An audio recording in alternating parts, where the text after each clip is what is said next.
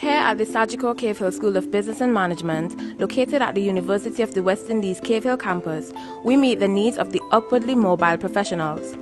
Our business school functions in an evolving global space where the need to have that competitive edge distinguishes you as a professional. Our academic curriculum offers a variety of programs that gives you that edge. We offer our students a doctorate in business administration. Then, there's our executive masters in business administration. Our Sagicor Cave Hill School of Business and Management is for you. Enroll now.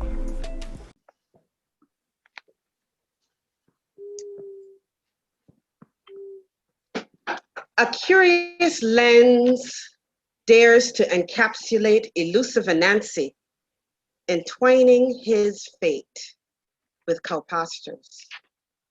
Swaying grass, banshee wind, and the sweetest dunks on earth.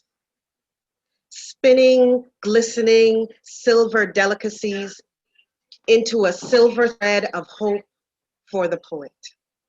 His ascetic brown face, weary with the ways of the world, spinning your strong delicacies of lore about spirit elders, hardy with the clamoring, clanking pain of the middle passage, now beseeching us to respect their peace, their blood journey, not end in crystalline coral and fecund earth, but continual travel throughout echoing ventricles of our very core. Still, Anansi spins delicacies of discovery made by the poet, meaning to capture elusive Anansi with his camera, but instead, the sly spider made a mockery of Kodak, left behind immortalized on celluloid. Not his likeness, but a dark, haunted face. Full mouth, slack with anguish, left eye lolling aimlessly, right window burning with blinding concentric circles of light and raising only goose flesh and unanswered questions. Spin, Anansi, spin. Your silvery secrets, passed from one arachnid generation to the next. And the shroud of each one's destiny, carefully coiled within.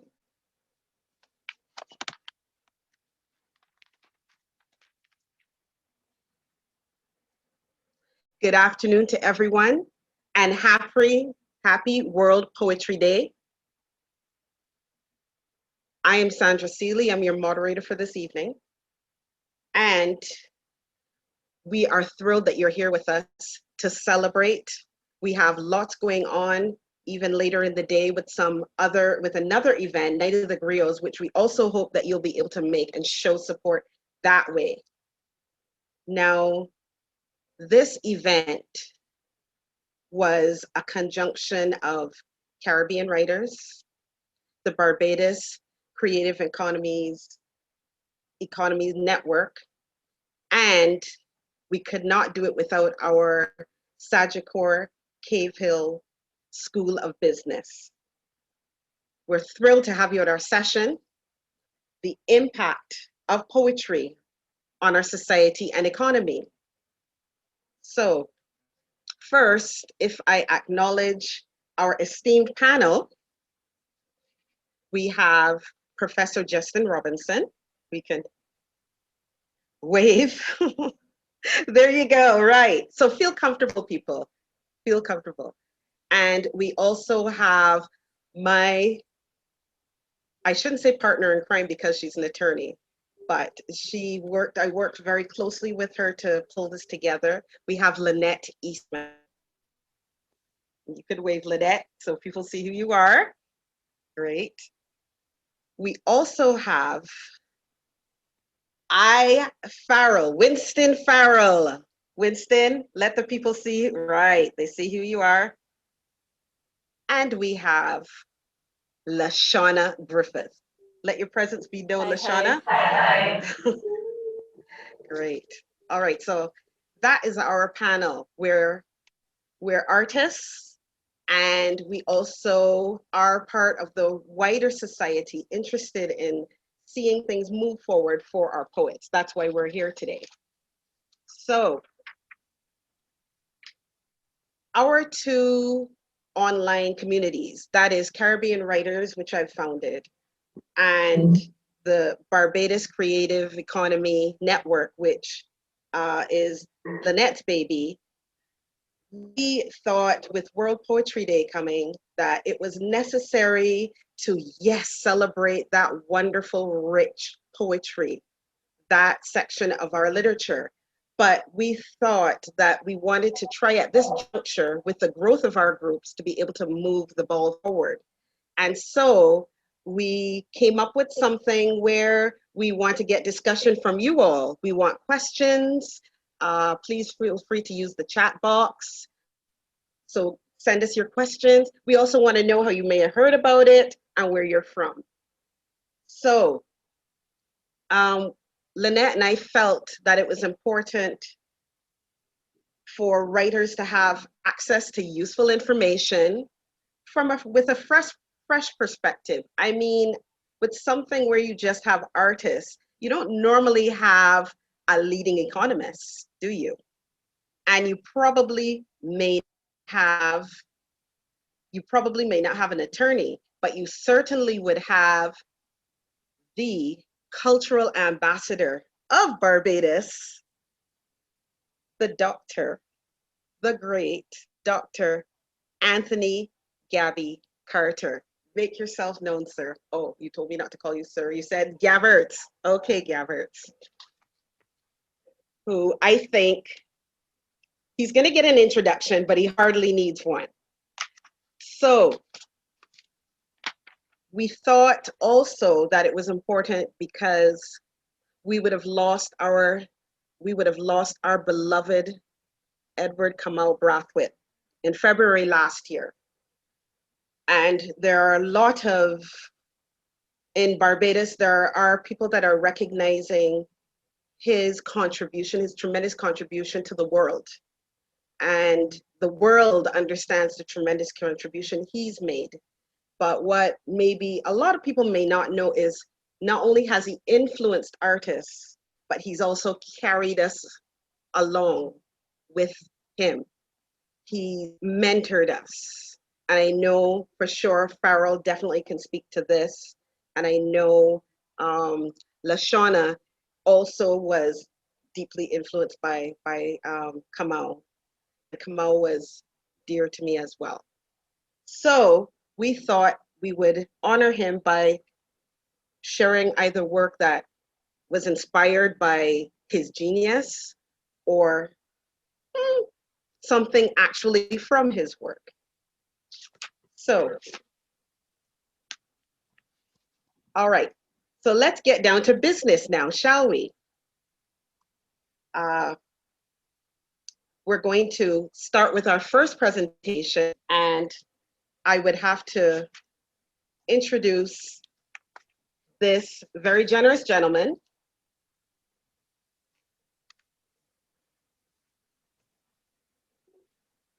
Professor C. Justin Robinson is a national of St. Vincent and the Grenadines and currently serves as head of the Department of Economics from the University of the West Indies, Cave Hill campus here in Barbados.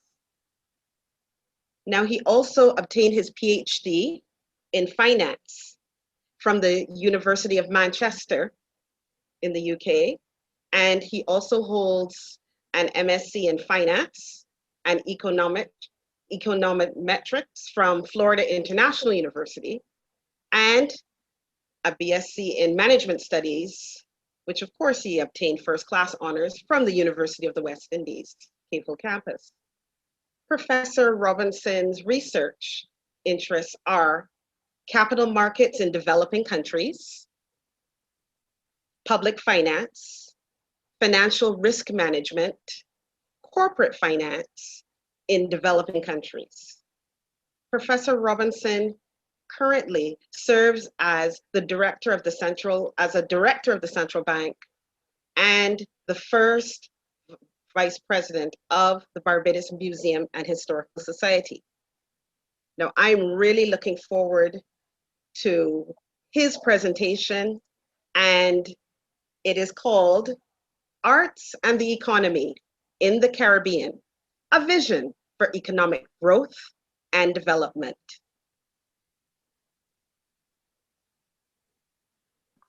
Okay, thank you. Good afternoon.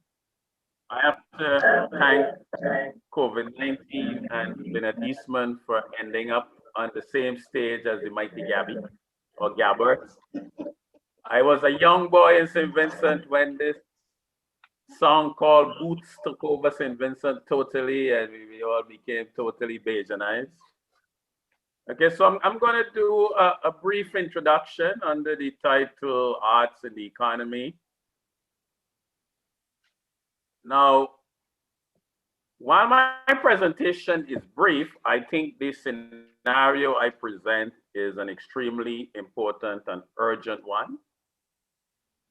Around 1969, around the time when most of the Caribbean countries were moving into that independence era, we were among the better off people in small island developing states. Our income per capita was 4 times higher than other small island developing states that were becoming independent at that time, including places like Singapore, Mauritius, and others. 50 years later and more, the tables have almost been turned.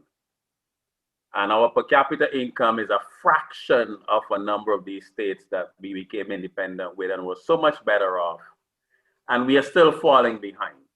And I think a major factor in that is that we have moved from a monoculture of sugar at independence to very limited diversification.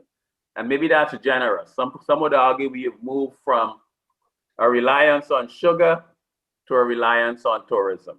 We've moved from one monoculture to another form. Although to be fair, in Barbados, we've had the international business sector emerge. So one of my thesis really is that the economic challenges facing the Caribbean are driven by the fact that our economies are very poorly diversified. And this economic decline is extremely serious in the consequences. You know, the slow economic growth, the high economic costs would make us among some of the more indebted countries in the world. I think quite importantly, in the context of our discussion, our bright and young leave us in large numbers, and I'd argue also increase, particularly our artists and people with artistic aspirations often feel they have to go abroad. Estimates from the CDB suggest that people with tertiary education migrating costs us about 13% GDP a year. And the remittances we get back from them are only about 2% a year. So quite a losing proposition. And economic growth has become largely jobless. And again, I think that's part of the economic diversification. I mean, Shane Lowe, who used to be at Scotiabank, would have done an interesting bit of research some years ago showing that even though we keep growing tourist arrivals, the economic growth and benefit from the incremental arrivals is getting smaller and smaller. And to make up the unemployment gap we have now, the region would have to grow by about 12% each year for 5 years. But I think the risks are great. If our economies can't deliver jobs, they can't deliver opportunity, they can't deliver purpose for those who are in the blocks and in the field, then something much more important than the metrics that people like myself spend a lot of time yapping about, GDP, deficits, and debt, something more important than those things are at risk. I mean, our community, our social fabric, our stability are all at risk if our society and economies cannot deliver opportunity for our citizens. So I think part of our forum and what the point I want to make is that we have to face up to these challenges. I think the first step, now not everything that you face you can change, but you can't change it until you face it. And I think we need to face up to that limited diversification and the limited capacity for us to provide genuine opportunity for a broad range of our citizens if we keep relying on more and more tourism development projects, more and more housing projects, traditional development model. We need to face up to the consequences of that approach. So I would argue that the real job of economic diversification has been long delayed in the region. And I would argue that the arts present a real opportunity, and if not the best opportunity, to really diversify and broaden our economic base. And a lot of people recognize this. I have a quote here from Paul Allen, a philanthropist and one of the co-founder of Microsoft. And he says, in his own philanthropy and business efforts, he's seen the critical role that the arts play in stimulating creativity and in developing vital communities. The arts have a crucial impact on and are an important catalyst for learning, discovery, and achievement.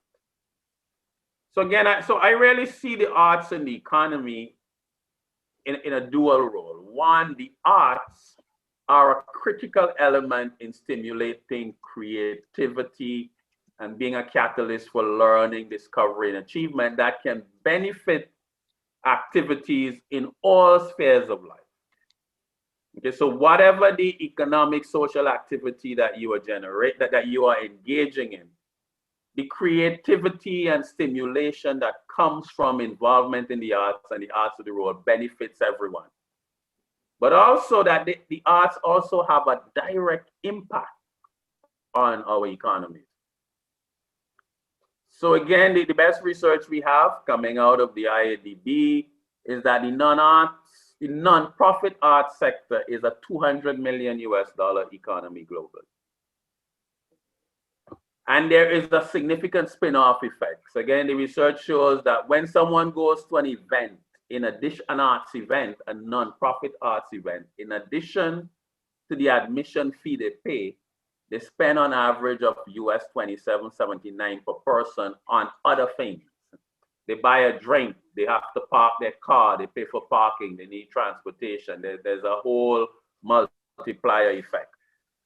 And even our link to our tourism industry, again, the best evidence is that arts and culture are a magnet for tourists. And the research consistently shows that cultural travelers tend to stay longer and spend more. And also, again, a very important point with the arts and the economy is that a thriving arts scene is a key differentiator for places or countries seeking to attract and retain talent. So one of the innovative things done in Barbados during COVID-19 was where we opened our doors to these long stay persons coming in. Now, when these high net worth persons come here, what are they going to do? What attracts them to a place? Why do I locate in Barbados versus Hong Kong or Singapore? The art scene in a country is a critical element in seeking to attract and retaining the best talent. So I'm gonna end this briefly by saying the Caribbean must do this. We must invest in the arts, support the arts, and make our citizens aware of the opportunities in the arts. I think the COVID-19 pandemic has cruelly exposed our limited economic diversification. Any delusions we had about it have been shattered by our experiences of the last 12 months. We need a new model. There are limited and shrinking opportunities for our young and even not so young people. And Caribbean arts and culture are vibrant, they are unique, and I think they are ready to be monetized. They simply need the support, the promotion that we are putting into other areas that are not likely to give us the same economic impact. So I'm hoping that events like this in the context and held under the umbrella of a business school, because I always believe, well, from my experience at UWI, all of our major challenges, we have to get these business people on board, or we're not going to get where we want to go. So half of the students at Cave Hill are in management studies, doing some kind of business oriented. If we want to solve climate change, we want to deal with good food choices, obesity, NCDs, or give the arts that fillip, we have to get the message out to these people because they are in the majority. They are often some of our key decision makers. So again, I want to end by saying the Caribbean must make this drive in the arts. I don't think we have a choice. The consequences of not making use of our best option for economic diversification, I think not only has negative economic consequences, but really place our social stability at threat. Thank you very much. Thank you so much. Thank you so much, Professor Robinson. You really captured it well in a short space of time that we had. So what we'd like to do now is just for about 10 minutes, we want to engage a bit while what Professor Robinson had to share with us is still fresh. So we want to open it up to someone who is with us in the audience, or of course, one of the members of the esteemed panel could also contribute. So in response to what Professor Robinson had to say, what is it that you feel about this?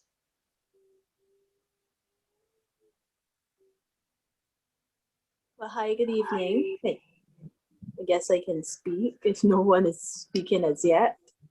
Okay. Yes, please. So good evening, everyone. Good evening, viewers. For me, what Dr. Robinson said is very relevant now because we've been seeing both positive and negative strides in the creative sector, because we have seen with the advent of COVID how creatives were somewhat left out of the discussions that government was making. We have seen, however, the positive sides with Spotify and the persons from Outer Bank that were here. So we are seeing the positive strides, and the orange economy is a multi-billion-dollar economy that if we get everything right, it could be that other niche market that we can diversify from just plain tourism. You know, our cash crop has long gone, and we need to find new alternative ways of earning money so that the citizens won't be feeling the pinch so much. And I think and agree with Dr. Robinson that that way could be by using the orange economy and using creatives and using the arts and culture as a marketing tool to earn that revenue that is so desperately needed right now. I think that's an excellent point, Lashonna. Would anyone else like to contribute?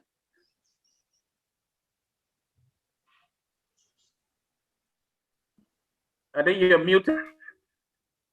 I'm muted? You seem to be saying something. I seem to be saying something. Oh, Lynette, okay.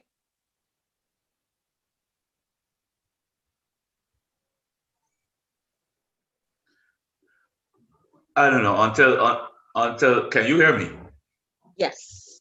Until you sort out Lynette. I'm supporting Justin on this again.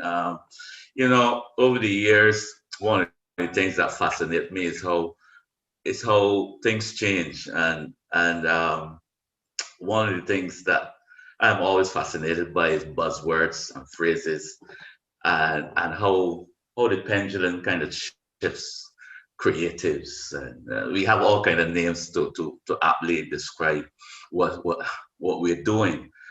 Over the years, one of my signal cries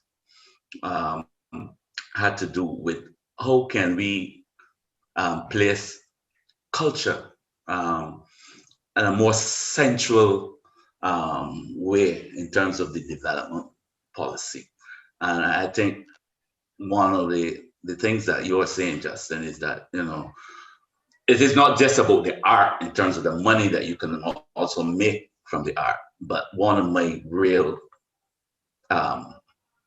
things that I am concerned and interested in is how can we use the art in terms of social development, personal and social development, and that has always been a critical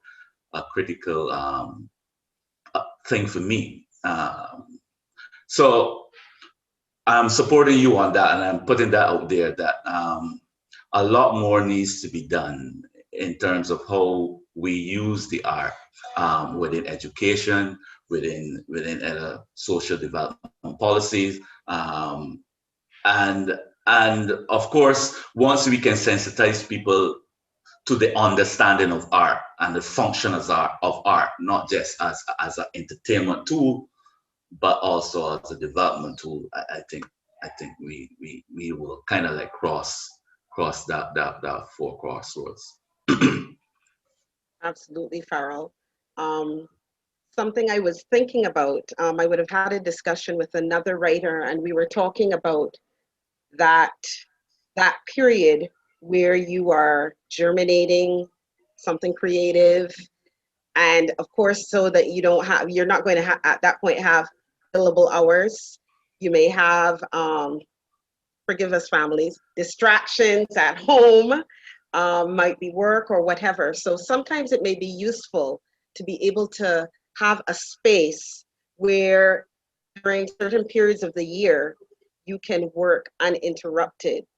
There are agencies, or I should say there are centers like this, we hear about them overseas. And I know that Fresh Milk was doing some excellent work in this area, but it's something I would like to see broadened and embraced. And one of the things that we could look at is, I think hotels aren't always utilized to their full capacity, particularly in slower periods. And perhaps during those slower periods, the hotels could partner so that artists would be able to, well, of course, you would have to set up an infrastructure. So you apply and whatever, but at least if you know that there's a space that you could be able to work, it might be a hotel or even something during the day where you have offices or office buildings that are not being used. Those could be used for artists to be able to go and create work. And then at the end of the period, then there would be some accountability where they're able to share something of it. Yeah, Gabby, want to say something? You got on mic though, Gabby. Not on mic, on mute. Sorry. Unmute. Can you hear me now? Good. Yeah. Oh, thanks for. I was thinking that his statement made so much sense. And Farrell went in on the cultural side and the development of us as a country, not just the financial sense. But I'd like to say a little bit about the financial sense. They did about 5 different surveys in Barbados over the last 20 years. And each time they came up with the question was, what can carry the country forward? Whatever it is. And the answer was always culture, was always. In fact, even as we speak, for every dollar invested in culture, we get back 6. And we have nothing else that has that kind of return. Nothing else. And yet, for lack of a better term, we pussyfooting and, delaying and procrastinating and all kind of thing. And I said this for the last 25, 30 years. If we do that, that's the answer. If we take it serious enough. I take my lead from Cuba. When Cuba went through its worst economic crisis since the revolution, the great Fidel Castro called all the so-called main players together. And here's what he said. He said, because we are into this crisis, I'm giving you all the chance to cut down on certain things. He started with education. He said, cut education, cut the military, cut old people homes, cut road building, cut anything, but don't touch culture. Don't touch culture. And that is what saved the Cuban economy, the Cuban economy. That tells you a big story, right? And so, again, Brazil went into a situation where it was wondering if the carnival and the other things that they do culturally, if there's any benefit at all to Brazil. To find out that where the gross, the GNP is concerned, the gross national product, the culture was number 7 or 8 in everything. Brazil got sugar, Brazil got coffee, Brazil got gold, Brazil got sugar cane, Brazil has so many different things. But the culture, and it kept growing and growing and growing and growing. So, you know, I give those 2 examples in our area, one Cuba and the other Brazil, in 2 separate and different political structures. And so when it comes to our country, excuse me, Barbados, crop over has played an integral role in the development, not just in terms of money made, because I remember one time I had a discussion with Lynette, she might not remember this. And then Lynette was said to me, yes, Gabby, but that growth and that thing is within the local economy, not necessarily gaining foreign exchange to that magnitude, but it did gain good foreign exchange as well, but it caused the economy to circulate, to thrive. You know, the little snow cone man and the person selling the nuts and people with the fish cakes and so on, you know, that never had an opportunity to make money quite like this. And then nothing to do with the artists and the writers and the dancers and the singers and the backstage people and the front stage people, you know, et cetera, the people who were in the media, you know. So it tells you that the art can save the country. And I totally endorse what the doc said, because I know that even in this pandemic, here's what's happening. What's the most popular thing in Barbados today? The stay-at-home party. If you look and ask I get anybody, put out from down.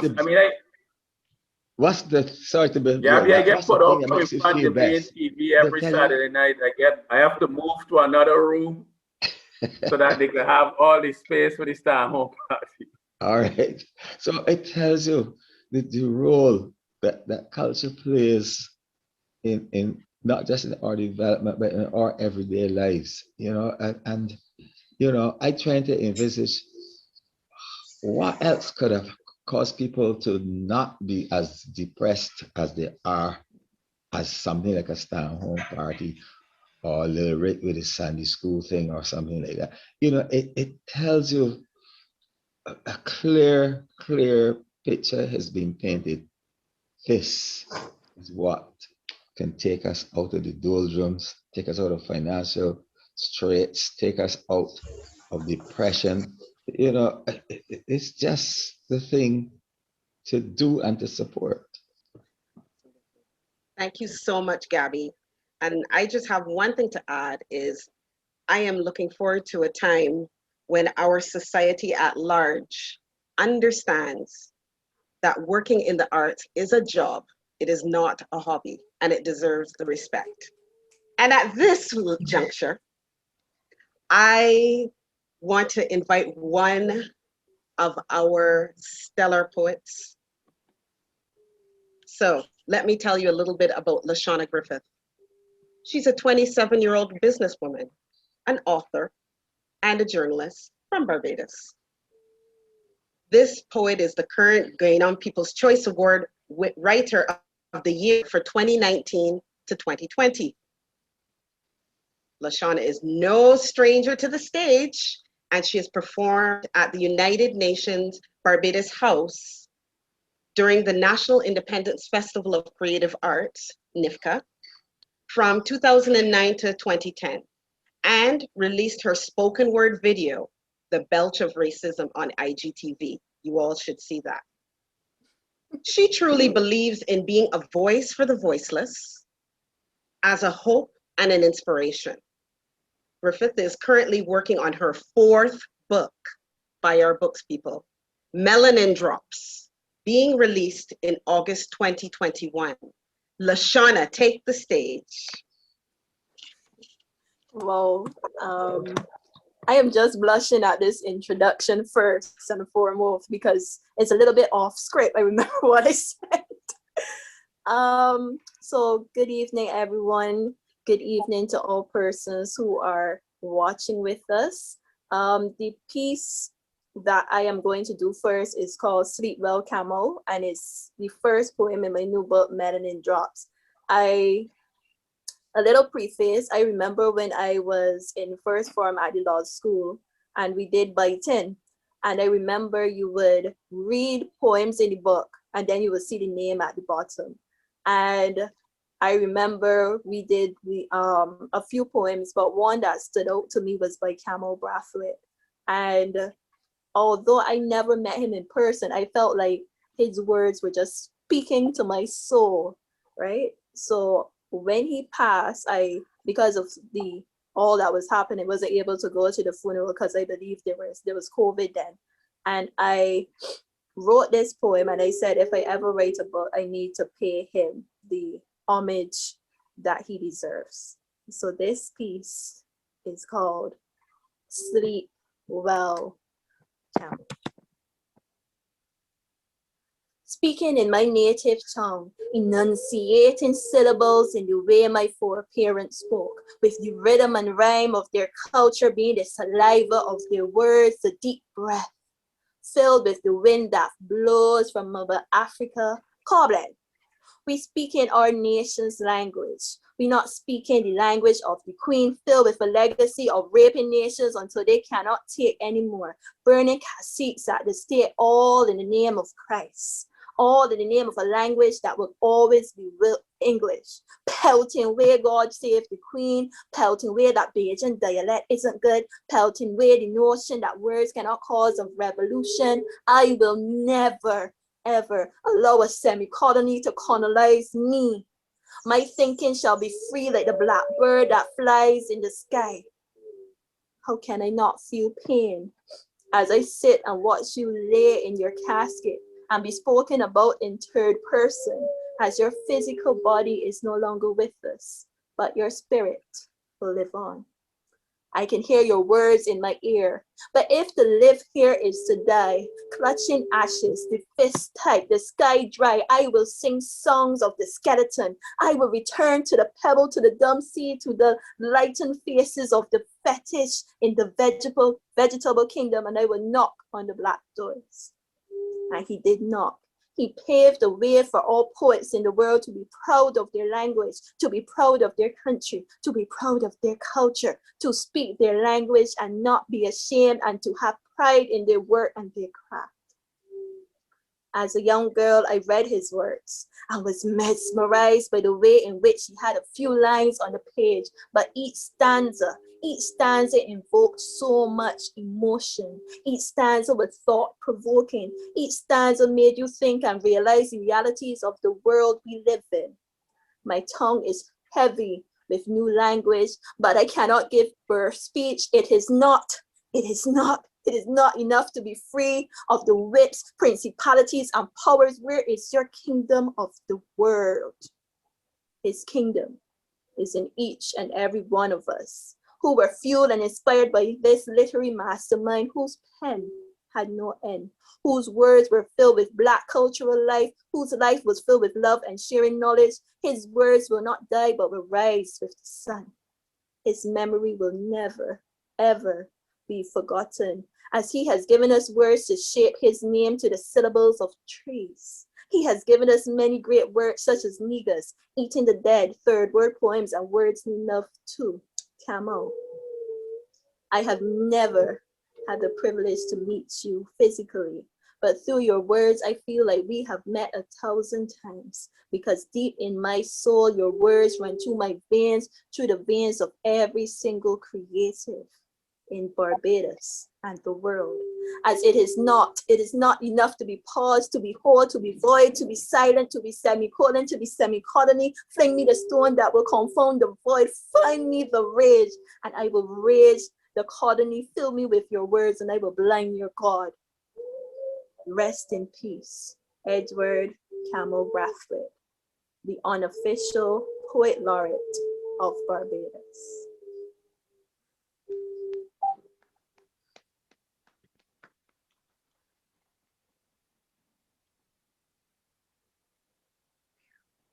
Brilliant. Thank you. Very passionate. Thank you. Thank you. Thank you, Lashawna. You're welcome. Trying to find the next one that I'm going to do. So I'm here scrolling. Okay, good. Just need a little minute. That poem really tore my insides. The second poem is called Protect Our Girls, Georgina's Story. And it's something that I'm so glad Farrell is here. And to perform with him is an honor. I wanted to start with that. Years ago, when I reached out to Farrell, I told him I wanted to do poetry. And I saw him in town. And he told me, a poet is a social commentator in the masses. You gotta be serious if you're doing poetry. And that came to me a few days ago with the whole government industrial school impasse. I could not see that and not comment on it, because we need to protect our young girls. And as an ambassador for Advocates Against Domestic Abuse, I felt like it was calling me, because I know so many of these young girls have so many issues. They have physical, social, mental, emotional, and on top of that, now you have public scrutiny and social media shame. So this piece is called Protect Our Young Girls, Georgina's Story. The society don't care about us. They only care when we make headlines. You see, we have been having issues for some time, and our cries are never heard. The cries of those who wonder. We wonder because we wonder why we have been dealt the cards we have been dealt. Why mommy and daddy never showed us any love or respect. Why they threw their words like knife that slit our throats and we bled on the floor, only to be told to be quiet. So we wonder because we need to take our mind off this blatant disrespect, and then we are stopped by an officer who doesn't understand that from the age of 6, I was being molested. And despite me telling my mom that her husband was touching me inappropriately, she resorted to beating me because she needed his money. So I was made to suffer in silence. So since she ain't believe me, I decided to look for love in other ways. And any man that would be nice to me, I would allow him to have me for days. And really, I hope that my family would notice, but the only notice would be the wanted poster in the media. And then I would see the comments about how I just a hotty-totty youngster. And then would bring me back to my mother, who would beat me and tell me that I should know better, which was followed by her husband sneaking in my room and raping me, saying that I forced right and he couldn't wait to ravish me. And if I knew it was good for me, I wouldn't let my mother know. And I would cry silently and no one would know. I made a decision that I had to get away. I packed my bags and decided to run away. I mean, after all, not like my mother going to care what happened to me. I didn't get too far before the police hold me and tell me there's a place for young girls like me. And they put me on a bus and took me to St. Lucie. I'm 14, grew up in town. My new home is a prison. I'm staring at this concrete wall, wondering why no one would listen. I didn't commit any crime. In fact, I am the victim, but no one listens. No one ever listens to me. I sit and listen to the other girls' screams and sobs as they wish they could leave, stating they will change, and I turn a blind eye because I am too afraid. No one is asking me why I behave this way. No one cares what I went through. All they care is about maintaining the institution.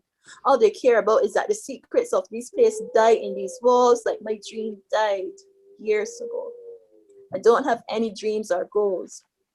I don't have any CXCs. All I have is unwanted soul ties, emotional badges, scars from child abuse, scars from rape and molestation, suicidal thoughts. And the sad thing is no one even bothers to ask me why I am this way. So my mind continues to wander, and I am just lost in this system, forever a wanderer of my mind, as society doesn't care about us. They just want us to be silent, protect our girls, protect our young girls, protect our young girls so their minds don't continue to wander as they're just lost in the system, forever wanderers of their minds, as society doesn't care about them.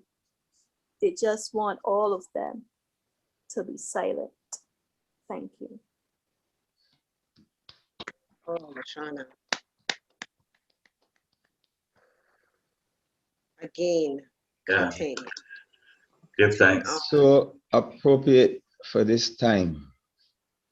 You know, I want to reveal something here now. I used to do classes when they had the girls in St. Philip, before they built the big institution up there. I went up there. Mary Beckles, which is Sir Hilary Beckles' wife, she used to do classes there too. Sometimes Ulysses Joseph would come and other people. But I noticed something at the time I went up there, that all, not some, all 19 of the girls had fungus on their feet. I thought it was really strange. So I asked one of the girls, how come you all have fungus on your feet? And total silence emerged immediately. Nobody answered. I said, y'all heard me? I asked, why y'all have fungus on your feet? Finally, one girl got up and she said, sir, when we come up here, they just put me in a room with a bed that has no bed sheet or pillow case. And we just be in there, and it real, as I get in there, the skin is start itching and thing, it is be really bad. And eventually, all of we just end up sleeping upon there for at least 2 nights, the first 2 nights, and we just end up with the fungus on we feet. And one girl said, I tell you, don't say that, the whole lot you put me in trouble, all we in trouble now. I said, what she just said though is true though, it's really true. Yes, sir, but we ain't supposed to talk about that here. I said, okay. And I am guilty of not talking about it. And it haunted me for over 20 years because I should have talked about it. Because I was told, once it's known that I am the one who talked, I would never be able to do classes with those children again. And I wanted to do the classes with them because they had asked for 5 of us to come up there, and 45 are out the country. Alison Hines, Lil Rick, Edwin Yearwood, and Peter Ram. All 4 of them were out the country working at the time. I'm the only one who was home, had just come home. So that's how I managed to get in on the program that they were But doing. it's good that you're speaking about it now, because I guess those girls will be thankful hearing this forum that Well, Gabbert, I have Gabbert is saying good that news to he tell you. knows. Only good thing about that is that all 19 of them have remained my friends. All 19. That's really Because when I went up there and I saw them, I saw cases. I mean, this is a poetry, but this is all poetry for me. Mm-hmm. I, in my stupidity, went up there and said, no, you all made mistakes, and y'all can be, you can find yourselves coming back to the society. And, I was young, so like you, I used to steal people coconuts, but over Goddard Wall too. And, I could have gone up here like y'all, I could have gone I to am not in that bars. category of stealing. We have a lawyer on the line. And I said, of course, Lynette. And they all look at me, excuse me, sir, but we ain't doing anything wrong here. I said, yeah, right. Because the first thing in my head, they had to do something wrong to be up there. Well, when I No. check out, I found out that 17 of the 19 did absolutely nothing wrong And to be that up is a there. common story, because wandering is when a young person leaves a home with a roof and shelter and they go to the streets. Yep. The reason that they go to the streets more often than not is that home is no longer safe. Correct. I give you quick instances, two quick ones. One girl, she told me that she went to town with her mother, had a lot of goods, a lot of articles. So her mother said, go home quick. I would, see if I could get somebody to drop me, or I would catch the bus with the rest of these. She went home, and she said about 15 minutes later, she heard her mother shouting for her. She was in the bathroom upstairs. So she said, yes. And her mother shouted hard, who you sell my stereo to? Stereo? She said, what happened when she got there? She wanted to go to the bathroom. So she forgot to close the door. So she ran upstairs, and somebody in that short space of time saw her enter, take up the little stereo, and went with it. She said that she was naked, and her mother beat her till she ran outside. And all the boys, oh my God, she looked real good, man, this and that. And here she is totally naked.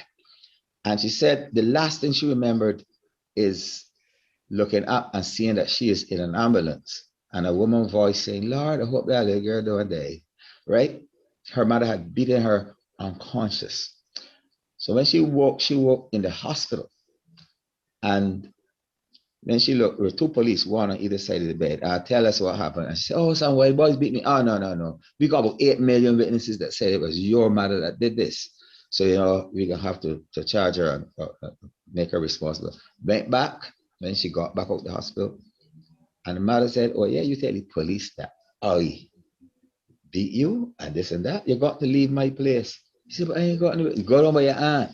So she wasn't comfortable down there. So she ran away. Next place up there, 2 years. One other girl, she said that she was in town, and a woman saw her. Lord, girl, you look, you display the image of your father. And she said, you didn't know my father when he was alive? When he was alive? Girl, your father live in such a place, he named such a thing, and you got a brother and a sister. And she said, I got a brother and sister? Yeah, so she going back home, mommy, you get the, and so I ain't anything to do with that. You could call if you want to call. So she called. And when she called, the man answered, which is her father. Let me tell you something. I am a happily married man. I don't have no connection with you other than the money that give your mother. She knows it. And we agreed that I died. And therefore, do not ever call this. She said, but I would like to talk to my brother. Yeah, don't have a brother and sister here. Don't ever call that here. And she said it hurt her so much that she started to wonder, started to walk away and think. She get hold, she get 2 years too. I could give 1,000,001 of those stories, right? And that place for a long, long, unnecessary time was imprisoning children, right? And putting them children that were victims. And so, Lashawna, I have to thank you for that poem, because it states exactly what I experienced when I used to do classes up there. But it's interesting how we are now, all of us who are here can see how poetry can affect change. Yes. By just this, by the way it's expressed, and also just by starting the awareness. So thank you so much for that, Lashawna. And I just like to say one other thing. We need to be able to share our treasures, like our poets, like Lashawna, like Farrell, and so many of them that are here. And I wanted to let you know that I just launched my Sea Woman Chronicles, the podcast, which is all about featuring Caribbean writers and making those linkages with international experts. So I just want to share that with you, and I will drop the link in the chat for you. It's really exciting. So what I want to ask the people who are attending, do you write poetry? And if you do, what was the last thing that you wrote about? you know? And when we have another session, you know, maybe we might try a few things where you all might do some writing on your own and we see what you come up with. But for now, you know, share with us. Okay, now at this juncture, I'd like to invite a very special woman, a power woman, I have to call her. Lynette Eastmond is an attorney at law who has worked both in the private sector and public sectors of Barbados. She's worked with Pricewaterhouse as an international tax specialist and within the ministry responsible for international business. She's provided legal services to those in music, writing, technology, fashion, gaming, and film. She was the president of the Barbados Film and Video Association for 3 years and co-producer of the film A Caribbean Dream. Cultural practitioner, co-collaborator, spirit sister, I'll call you.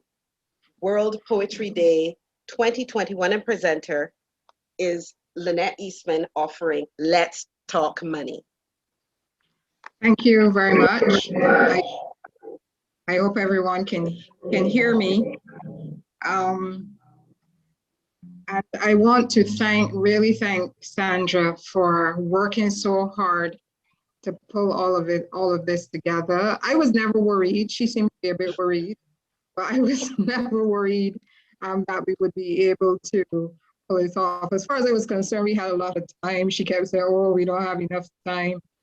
But I think a lot has to do with the fact that so many of you, so many talented and recognized people in Barbados agreed to give your time to this panel, because this is a really special panel as far as I'm concerned. So I thought that what I would focus on, because this has always been my concern. So Gabby, when I said to you that that is money circulating within the Barbados economy, that's because I'm concerned with more money coming in. I want more money in. I want money that doesn't belong to us. I want other people's money. So that has always been my concern. And I want to say too that Justin, Professor Robinson, I am so pleased that you have spoken so clearly about the arts, the creative economy, the fact that we have been dithering where it is concerned in terms of diversifying the Barbados economy. Even after COVID, I do not hear the discussion as clearly as I should about looking at diversification. So yours is one of the strong voices. You are in a regional institution, and unfortunately, I would say there is a huge burden on your shoulders to start getting this message out. You know, when artists say, people might feel that they're self-serving, but when you look around the world, you can see that money is being made in the creative economy or the orange economy or within the arts. And during COVID,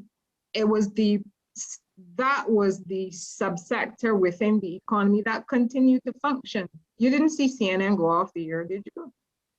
No. You didn't see artists, people continue to make films, people continue to make documentaries, artists continue to perform, which showed the resilience really of the sector.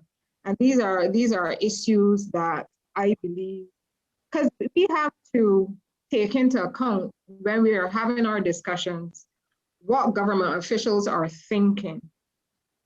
What are the policymakers thinking? I think that at this point in time, and before this, I believe policymakers did not believe in the creative economy. They did not believe that it could generate enough money to pay the bills for health, nor the bills for education. I don't think they believed it. And therefore that is a threshold that you have to cross. So I would say, I want to go on to, and I'm not going to be too long, but I want to go on to look at some of my perceptions of the peculiarities of Barbados. So in the next slide, you will see that I speak of the fact that internally we have small markets. So that's the issue. Yes, you do have money circulating for some events, but our own market is too small for us. We need bigger markets. Mm-hmm. I would say too that there's a lack of confidence in what we're able to do. In terms of business, there's a lack of confidence amongst our people generally. And you tend to recognize it when you interact with people from other jurisdictions who from birth have not been told you'll never be good at business. They carry themselves differently. This is only my experience, but this is what I see. They carry themselves differently from people who have been told you are no good at business, you never will be. Of course, that's not true, but that is what it said. And we actually find intellectual reasons why that would be so. We say, oh, you know, you didn't come up in a house with your mother talking about this or your father talking about this.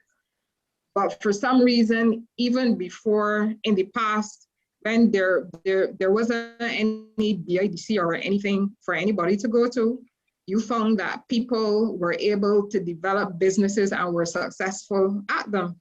There weren't any government agencies that you could go to and ask to design labels for you and all that kind of thing. I also think that there's a lack of economies of scale. And this then goes into my point about the aversion which we have to collaboration. And everybody will tell you a story about how on 2 different occasions they collaborated and it failed. And therefore, there are people who are proud to tell you that they don't belong to any organizations, they don't work with anybody, I'm a one-man band. But if you look at the individuals, and the ones that come to mind quickly are those in technology, like Mark Zuckerberg and Bill Gates. Even if you go back to an old timer like Warren Buffett and those people, those are the names you hear. Even the guy from Apple that passed away, Steve Jobs. These people are the front men, but they're collaborating with other people. It's just that they sat down and said that Steve Jobs in his jeans and his black t-shirt will look good on the stage, so they push him. But there were other people involved. There were other people who don't want to be the front men. All of those entities collaborate. And I use the broad word collaboration because collaboration can take many different legal forms. My point is that in Barbados, there seems to be this aversion to collaboration, working with other people. So everybody goes in almost every single field, not only the arts. You get this high class education in Barbados. Some of us even go abroad and get a high class education. You get first class honors and all kinds of things. Then you come back here to set up a business and you go and set up a little shop somewhere. It's just you and there and one other person. How can you conquer the world in that fashion? You cannot. It's impossible. Because personally, things are going to happen to you. You're going to get sick. Your mother will die. You get a fire and destroy everything that you had. If there's nobody else working with you, you will find that whatever you're doing will collapse as well. So this aversion to collaboration, we have to get around that. And with a lot of these things, I think it has to be deliberate. I don't think you can wait for any evolution. You can't wait for us to evolve into people who want to collaborate. Because this idea of not working together has come down from one generation to the next. We've been told that we will never work together and that we cannot do well together. And this is why most of us feel that way. Even though I would say too, in Barbados, there are examples where we have done so, the credit union movement being the greatest example of where Barbadians worked together, brought something up from nothing to where it is now.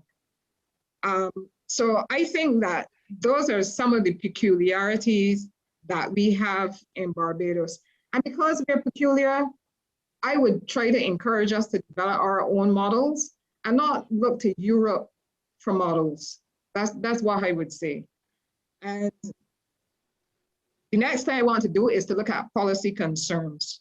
And this is to help us understand why government might think in the way that it does. So the next slide is policy concerns. Government is looking for sustainable economic growth. What I'm saying here is that government has to find money to buy medication for the hospital. And if this, quite often, there is a stark choice when you are sitting looking at the estimates and when the economy is not growing. When the economy is not growing, there's less money. There's some of us, I think, who might not quite understand that the money that the government has to spend is either money generated by us in our businesses or money which we borrow. There's no other money. There's no other money. So when you hear the economy is doing badly and there's negative growth, it means there's less money unless you borrow it. And if you borrow it, you have to pay it back. And obviously most of the people want interest. Barbados came out of a situation where we no longer get, well, I don't know if it's changed now, but for a long time, we were not getting grants, we were getting loans. There might be loans at reasonable interest rates, but in situations we've gone out into the market where people are looking to get a return on their investment if they lend us money. So this is what government has to deal with when it decides what to invest in. The government is also looking at employment. Whatever it is that we're doing, if you want the interest of the government, you have to be able to demonstrate that yes, this is creating employment, or it is addressing underemployment, which is also an issue. And the big issue is foreign exchange. And I think that this is where the creative economy and arts, etc., this must be one of the most massive things that can earn foreign exchange for us. As I'm sure Professor would agree. The creative economy, the arts, culture, people want these things. There's a whole group of people. And you know, the thing about it is Barbados is only what, 280,000 people? We behave as though we got 300 million people to look after. This is not America. This is Barbados. We're only about 280,000 people that everybody in Barbados knows Gabby and everybody in Barbados knows Farrell. Everybody, if they see you, they will recognize you. So they're small. This is not the United States. So we have a small number of people to look after, but we potentially have a product that millions of people may wish to purchase. Millions. And we only got for 1 million people. So, that's the point. There's so much out there for us. There's more out there for us than people that we have in our country to look after. And therefore, when you talk about the situation, like with the girls at Jaya, there's so many problems like that in Barbados. Why is it that we believe that the majority of people who are blind, that we should send them to cane chairs? nothing wrong with the brain, you know. So we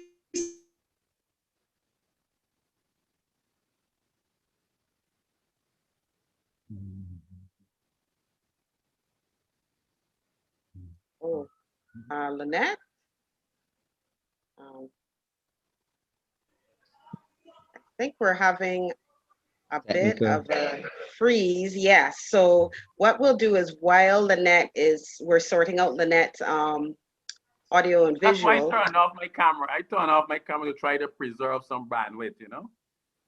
Okay. Okay. I see that we do have someone that wants to make a contribution. Someone that is, I consider the grand dame of the arts in Barbados. That is Cynthia Wilson, and she has a question that she'd like to ask. Could we accommodate Ms. Wilson?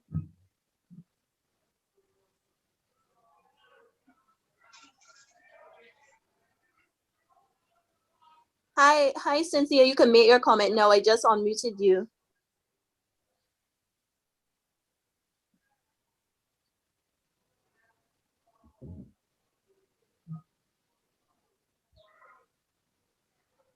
Cynthia, can you hear us?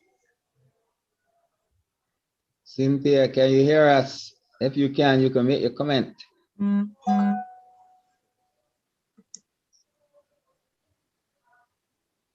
Cynthia, are you there? All right. What we'll do is Lynette available yet? Not yet. Okay. Until we get Cynthia up, what I would like to say though, for sure, just, and I hope I don't break it off too much, but for me, I definitely see hope. I do see some change in the way we do things. And let me give you a concrete example. 94.7 CBC radio became a 100% Bajan content radio station. And for that, I am extremely happy and grateful.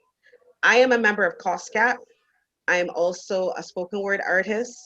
And I just happened to hop in the car yesterday and heard my music. And I mean, that's definitely a concrete way for us as poets to be able to translate, and I hope I'm not getting to Gabby's territory here, translate our poetry to music and then derive income from it. Anybody else want to comment? I'm sure I know Winston, Farrell, and I know Lashawna have done something. So you want to jump in here until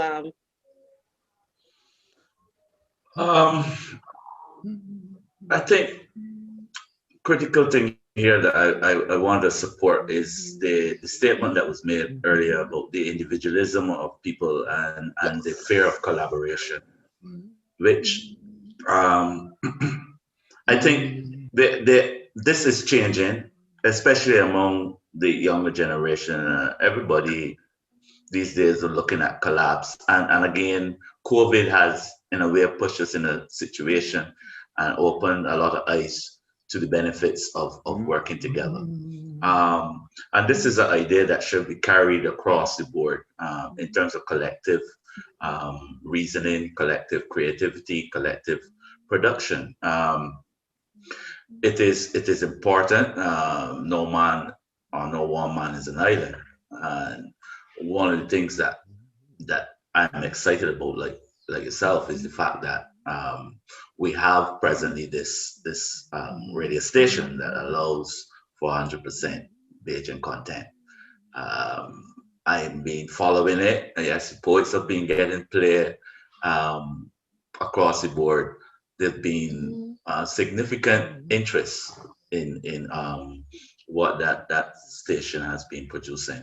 So collaboration is critical going forward, especially at this time. So I'm supporting that statement, but from Ms. Eastmond. What else can we do in terms of trying to be our own satellite in terms of getting our message and our word out to the world. The world is now open, and therefore the internet is one of those vehicles that allow us to drive off into this wider world. It's a small place these days, but there must be other things that we can do in order to really get the message out, to get the word out. And I think in terms of business, another issue that was raised, and the artist relations with business, how the artists, again, a lot of the creatives, young creatives, are a lot more savvy. They understand the technology, and that is one of the routes that they are taking, along with collaboration, not just in terms of artists, but in terms of those other areas that are needed to propel the arts, in terms of marketing, in terms of the look, the brand, helping you to brand the work. These are all very useful conversations that are happening and that need to continue to happen in terms of pushing forward the work.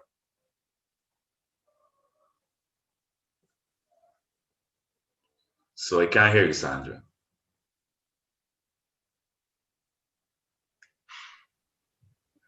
Can everyone hear me? I think everyone is muted, so you may have to unmute to speak. All right. I did unmute. And we can hear you. You can't hear me? We can hear you now. Oh, you can. Oh, wonderful, wonderful. Right. So Farrell, that is a very good point that you made. And what I'd like to do is and I'm back. This is Lynette. Good. Yes, I'm back. Great, Lynette. Yes. Critical discussion you're having. Go ahead.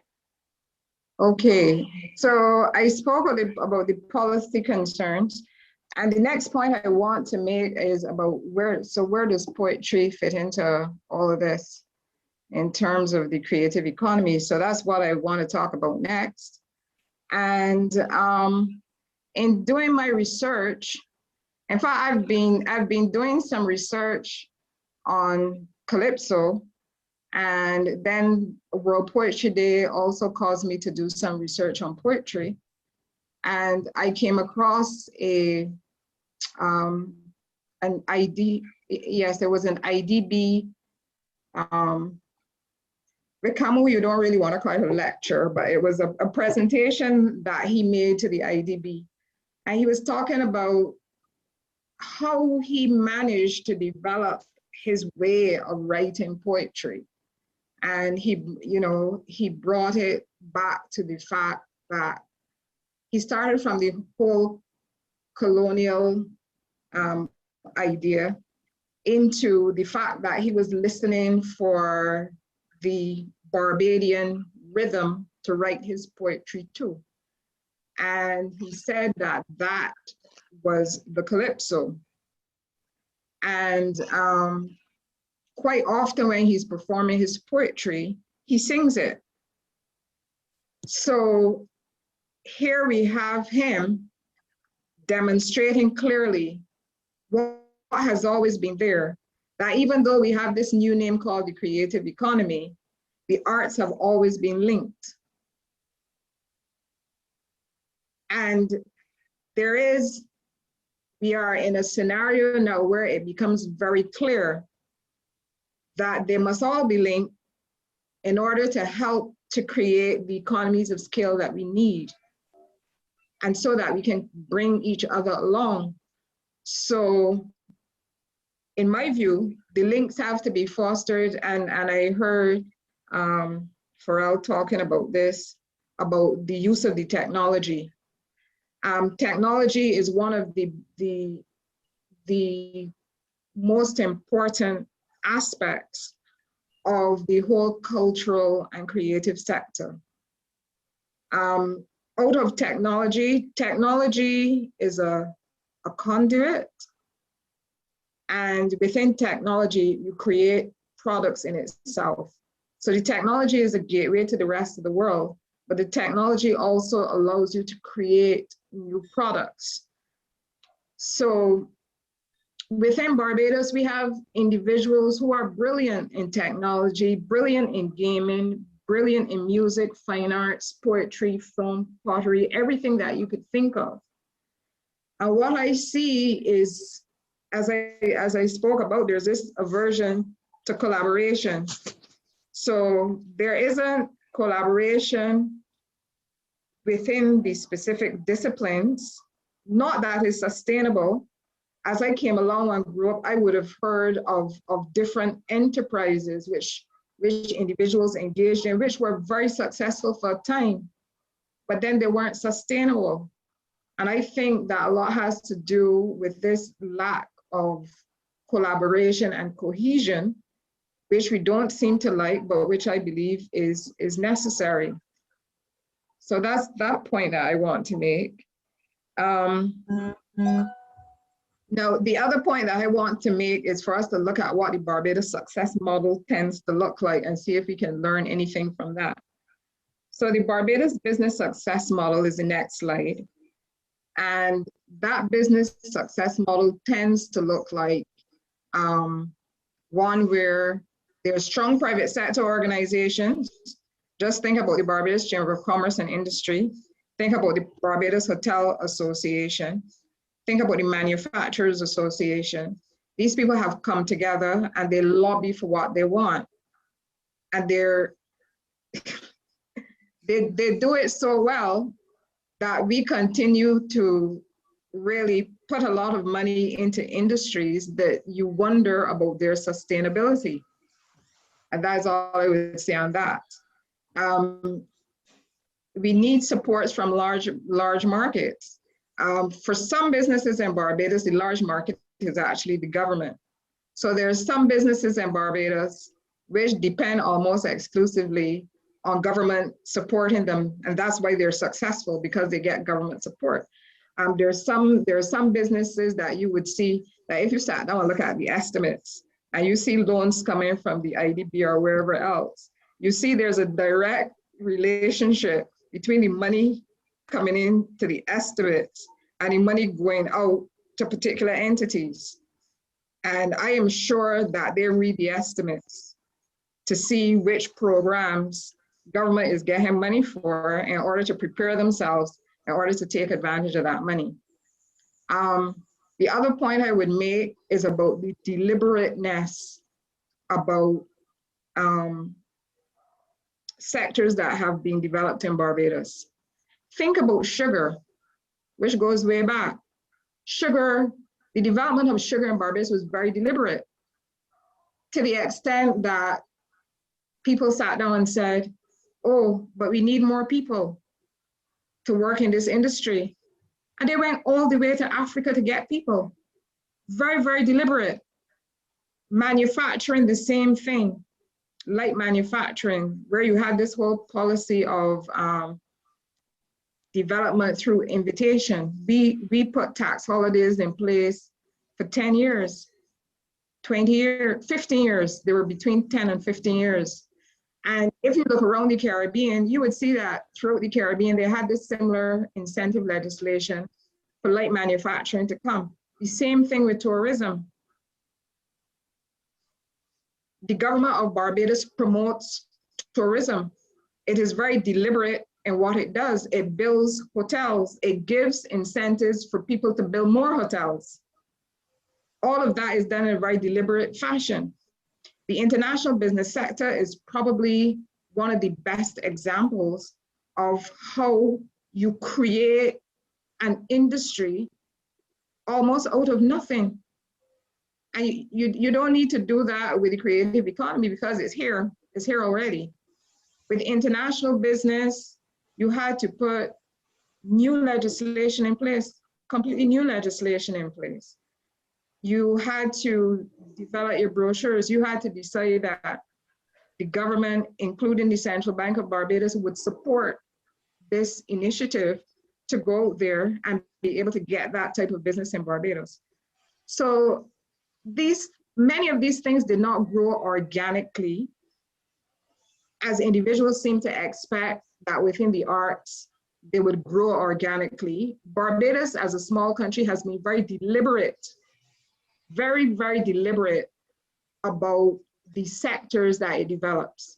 So if Barbados is not deliberate about this sector, it means that it has made a determination not to develop it. That is what I would say. My final slide has to do with poetry. And I decided to focus, because this is what this is about, but a lot of it can apply to other areas as well. So for all of these things, we have to consider them money-making ventures. In many of the other areas, when you go off to study, if you go off to study law, you go off to study to be an architect, you come back and you set up your little business, your intention is to make money. You certainly can't go to the government and ask them for a subsidy for anything, you know? So your intention is to produce your work and to get paid for it. And that has to be the mindset. Now, we know that culture is important socially. And I believe that we need to make a distinction between when we're talking about any discipline as part of an economic sector, as a part of business, we're selling this. We have to make a distinction between that and the other type of arts or the other aspect where we know that it is a social good. But when we're selling, we're going to have to refine that. And if you are on Facebook, you would see that despite the roaring success that Facebook is, it is always being refined.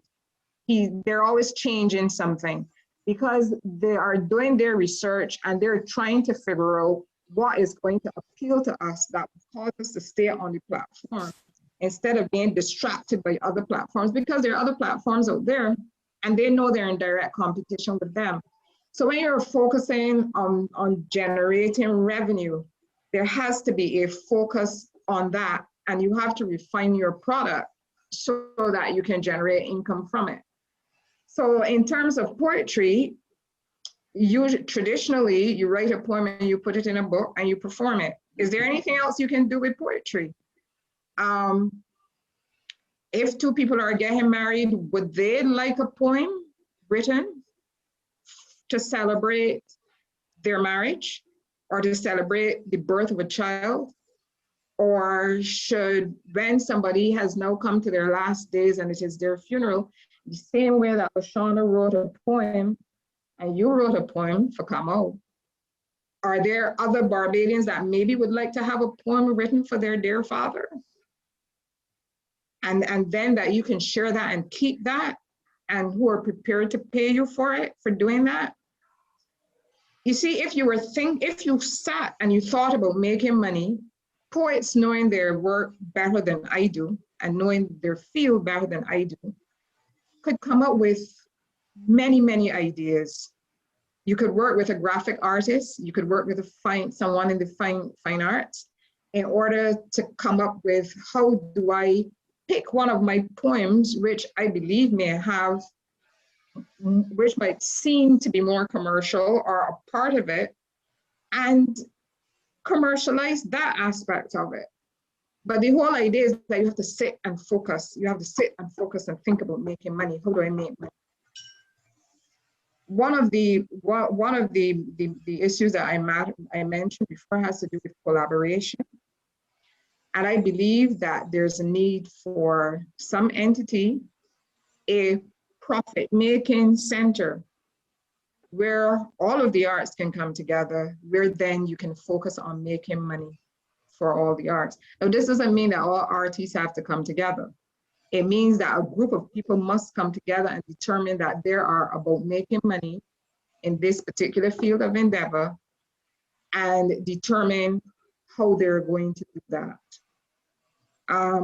I mean, I know that this tends to be an issue in Barbados because I always say to people that if Bill Gates were Barbadian, he probably would have come up with some concoction for a computer. He would have sold a couple in Barbados, sell a couple down the islands, and then we would sit and talk about how, well, he was the first Black cat with a computer, and he's selling some in Barbados and he sells some in St. Vincent.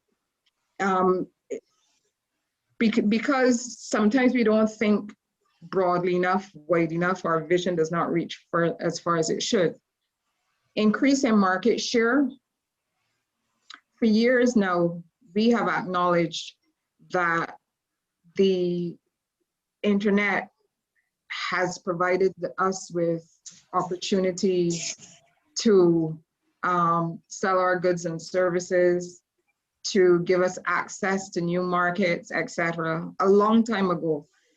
And the playing field was supposed to be level. I know it is not as level as it used to be because you actually now have to pay for the level playing field. When you put something out there, it doesn't necessarily go anywhere just because you put it out there. You have to pay now to get that to happen. But it is still a great opportunity to increase market share and also tourism. We've not leveraged tourism as we should. We spend so much money on it. Taxpayers spend so much money on it. You artists spend so much money on tourism.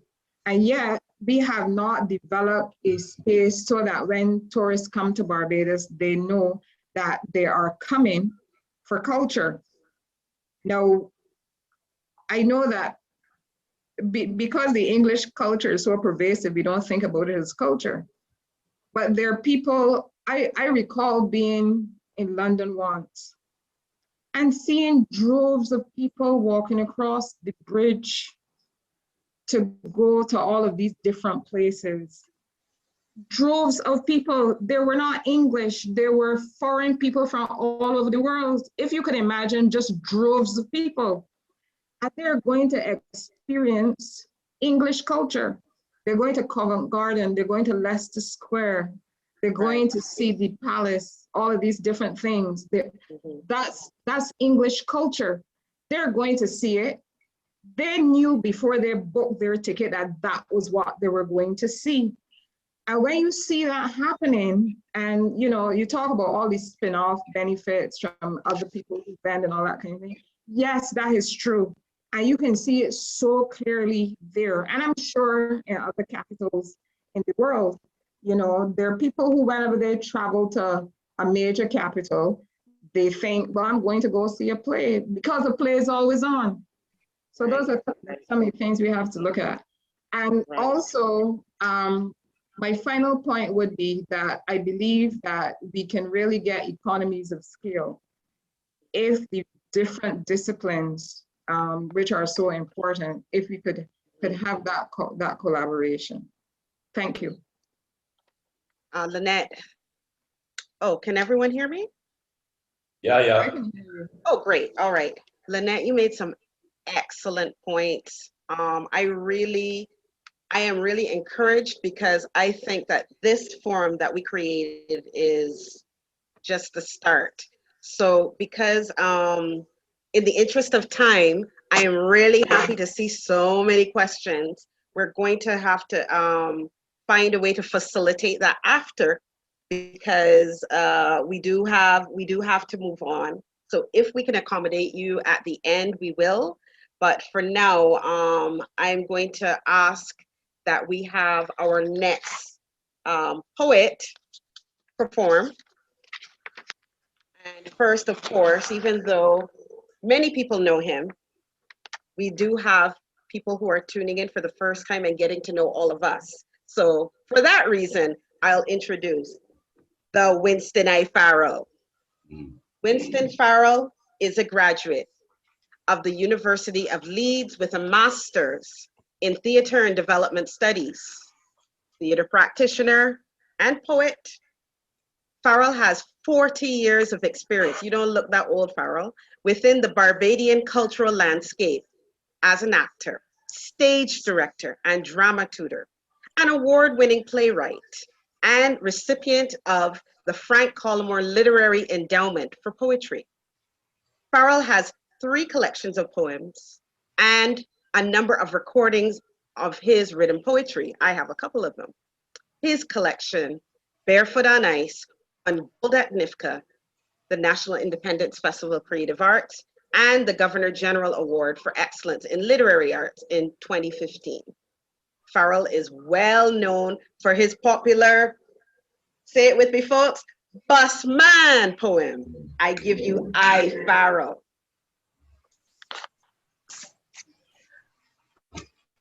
Yes, greetings to everybody. Blessed love to the world. I'm going to do 2 poems, and one is from the Godfather, Kamau Brathwaite. I'm going to read his Negus, and then I'm going to read the most recent poem that I've written. Negus. It is not. It is not. It is not. It is not. It is not enough. It is not enough to be free of the red, white, and blue, of the drag, of the dragon. It is not. It is not. It is not enough. It is not enough to be free of the whips, principalities, and powers. Where is your kingdom of the word? It is not. It is not. It is not. It is not. It is not enough.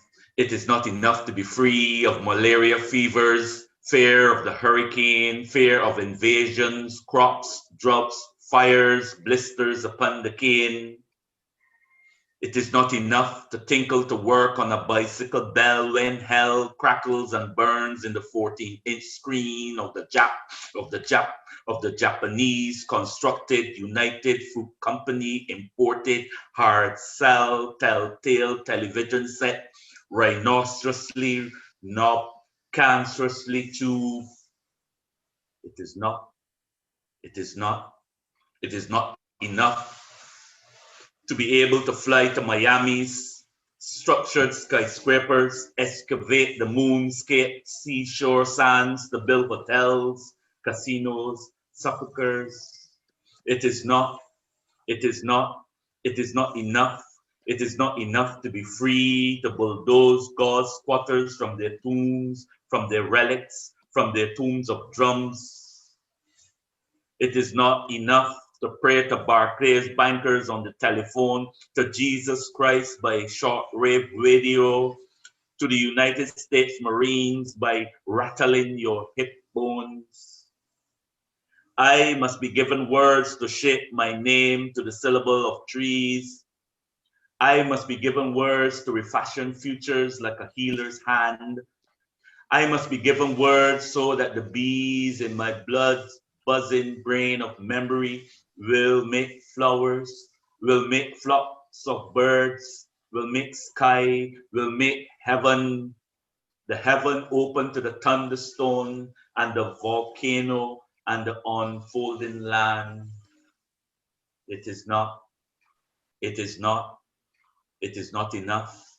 to be paused, to be whole, to be void, to be silent, to be semicolon, to be semicolony. Fling me the stone that will confound the void. Find me the rage, and I will raise the colony. Fill me with words, and I will blind your God.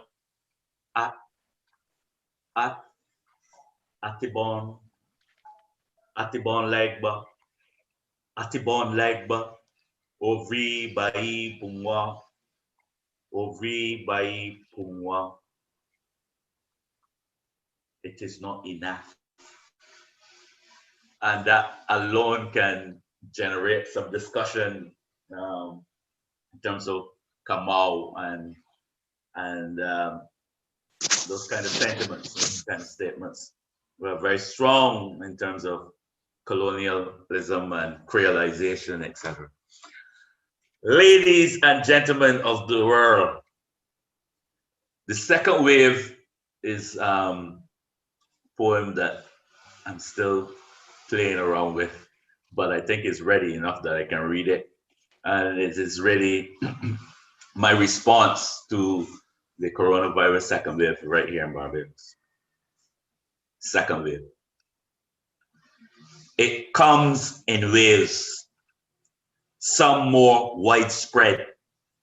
Its tidal squalls ripple and roll rough seas at our door, steps over all protocols, splashing fear across hard-wearing surfaces, stretching the nerves of the state, pounding on shorelines, store lines long in panic shopping. Swells, swirling, storms, swarming. This second wave washes in, breaches the beaches, fence in, hotel rooms, looms large in crowded bars, bus crawls, crashing parties, penetrating politics and prison. The church is vulnerable, the markets close, school is out, work at home on pause, on purpose, weeks squeeze into bubbles, bodies become immobile, cellular beings. No one is safe in this surf. Old folk balancing 2 cents and a penny for a pension. Grandchildren challenging the choppy currents in mass apprehension. Households head above water lay floating alongside the dead, buoyed within the perfect storm. No cruise ships to the rescue. It has gone viral. The common cold cryptid on the horizon. All hands on board islands must now learn to swim in this surge of variant waves of viruses and vaccines in oceans near and countries far away. The second wave. Wow. Yes, that's it. Basically, the process for that is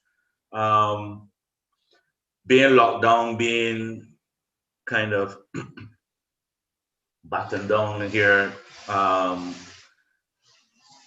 with the television that's screaming at you, and with social media also trying to scare you. It could be very depressing at times. And one of the things that I think, if you want to call it a savior, is trying to write and to create and to make sense out of the world around me.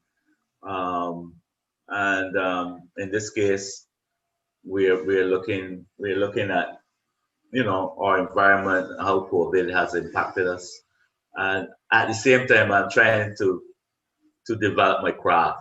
That's not just saying these things, but I'm looking at how I'm saying it, and you know what I mean, trying to continue to develop my craft as I create.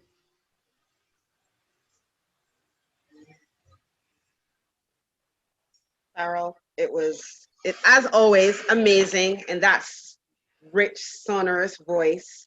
Hearing Kamau's work, and of course hearing your own.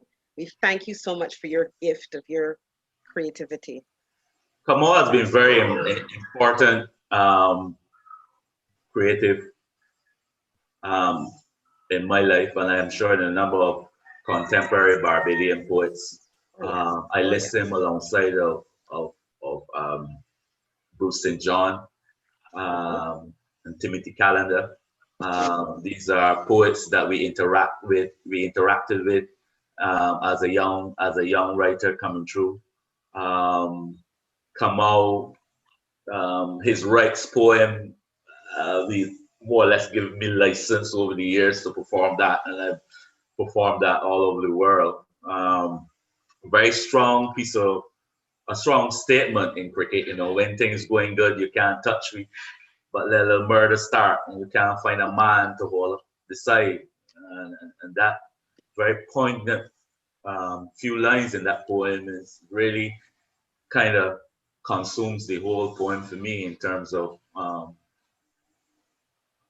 kind of a mirror of our society. So when we're talking about people not wanting to collaborate, and these are all kind of stains that remain coming out of our whole colonial system. So that the hegemony of British colonial rule, I think is waning. Nelson is gone, and we are kind of on our way.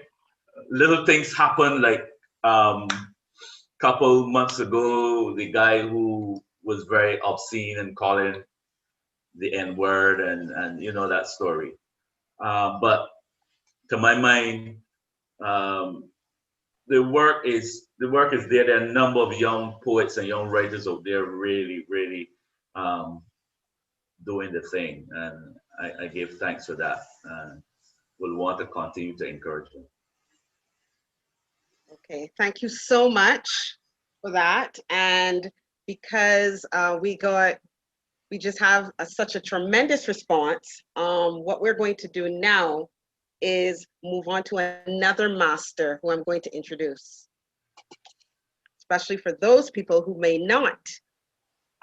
It's kind of believe that there wouldn't be anybody that would know Gabby. But Dr. Anthony, the mighty Gabby Carter, social activist, entertainer, actor, guitarist, singer, songwriter, Calypsonian extraordinaire. Gabby, the mighty Gabby, at today's count, leaves a legacy of more than 1,500 songs. And if that weren't enough, this prolific artist has written 1,447 poems. And yes, Gabby is working on a multi-volume collection of poetry. So his presence here is very timely.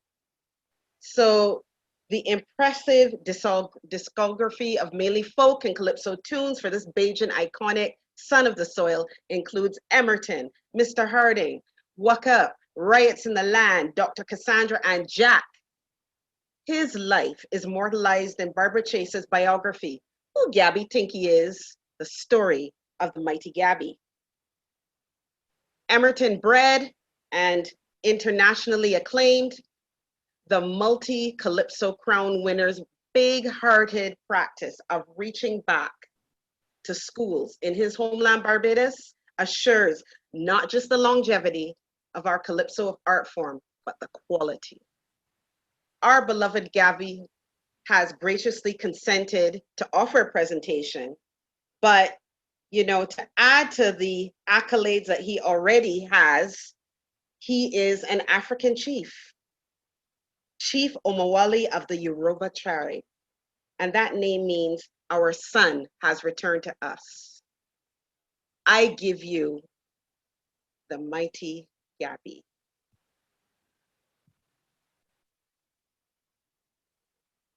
Gabby, I hope you're hearing me. Can you hear me now? Oh, yes, yes. Yes. I just, first of all, want to thank everybody. Lashawna, I already spoke about Lashawna. She was one of my students years ago at St. Paul's. Lynette touched on a chord that is fantastic. Lynette talked about increasing the market. And she talked about maybe if Bill Gates had belonged to Barbados, how he might probably do a few computers here somewhere in St. Vincent or something. And then that was the end of Bill Gates. She was so right. Because I remember years ago, we were recording at Eddie Grant, a particular artist who shall remain nameless for now. And Eddie is putting down this track. And all this guy is saying, man, when this song reaching the paling, it gonna mash up the paling. So Eddie says to me, Garrett, so what is the paling? He had never heard of the Pale Inn. I said, it's a little club down Side Road where everybody goes, maybe hold 200, 300, 400 people, and they party from 9, 10, right down to 6 or 7 in the morning. And he said, wow, I'm here trying to think about how I could make a track to sell millions of records all over the world. And he's studying how to mash up the Pale Inn. We already mash up the Pale Inn. We got to think wider, deeper, farther. You know, we're thinking in a market that sells millions, because Eddie Grant had been accustomed to selling millions to the point where he had sold more records than Bob Marley when Bob was alive. So I said, you know, you're right. And it put me in a mindset that I was already there, but it transformed me and transported me somewhere else where I had never, ever again thought about how I going to do well in Barbados. Because it's already that has been established. Let's go beyond Barbados. And that's what our poetry should be about, or our poets' thought processes, that we are looking to go beyond Barbados, beyond the Caribbean, go into the world market, because we are good enough to do so. It's to think about it and believe that we can do it. You know, when I first went to Madison Square Garden, I couldn't believe it, because I used to work in a garment center in New York, and during the summer, every day I would walk past Madison Square Garden and I'll see the names, James Brown, Aretha Franklin, the OJs, did this, did that. You know, I said, wow, Ray Charles, man. I said to my friend Leslie, you know, one day my name gonna be a name like there too, you know. I say, yeah, right, Gareth, yeah, Mikey, yeah, right. Well, the first time I performed at Madison Square Garden, I took him as a Sunday. And when we passed, just by pure luck, because you had Sparrow, Arrow, David Rudder, Calypso Rose, Shadow, Duke, Stalin, all of these guys were on the show. And here comes my name across in the neon signs going like that. Mighty Gabby, Barbados. And he broke down crying, because he said, man, I remember when we used to work in a garment center, you said that one day your name gonna be up there. And you really believe? I said, no, I was just kidding. I never believed it either. But there it was, right? So I want to thank Lynette for her contribution and her insight, you know, and, you know, Lynette talk about the English culture, about how, you know, you could go in Leicester Square. She didn't mention this one, but I'm sure she meant that to Madame Tussauds. You know, you could go to the Tower of London. And these are not fantastic places, but the English have made it fantastic so that thousands, if not millions, go every year to see these places. We have such places in Barbados. We don't market it as that. We have what people call slave houses, meaning or slave huts. But we try to knock them down as soon as we can get the chance to do so, as opposed to preserving them and keeping them so people can see what is the true history and culture of Barbados. We try to get rid of it very quickly, and that the opposite should be happening. We still have some in St. Lucie, St. Peter, and other parts of Barbados. Preserve them for heaven's sake, because they are going to become one of the biggest markets for culture in Barbados in the future, once we preserve the little bit that we have left. Farrell, what can I say about my brother? When he did that poem, and I might be calling the name wrong, it is not. I love to call it, it is not.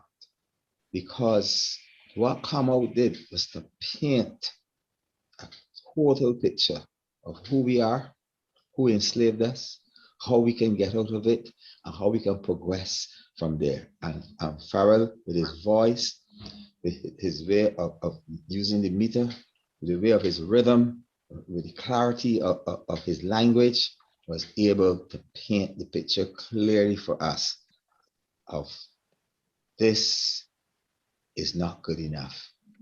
We can become us.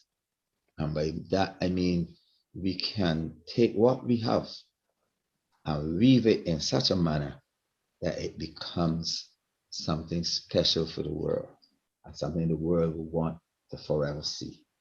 And then, of course, he did another poem of his own, that was outstanding. Again, I can't thank Farrell enough because he is like the master for me. He is the one that before people would, the young and the past, when people would just look at Kamau, respect him because he was great at the English language, they respect him. But they didn't see that he was also the one who was preserving the Barbadian language, the true Barbadian language. And I remember Kamau calling me from Jamaica, and I went and he said to me, Gabby, how are you? I said, fine. I want you to know, if you don't know already, that your song is the #1 song in Jamaica, the government books. I said, I didn't know that. I know Trinidad. He said, no, here in Jamaica. I said, but they don't have a Calypso chart in Jamaica. He said, yes, I know. But it's so popular that they made it #1 on the reggae chart.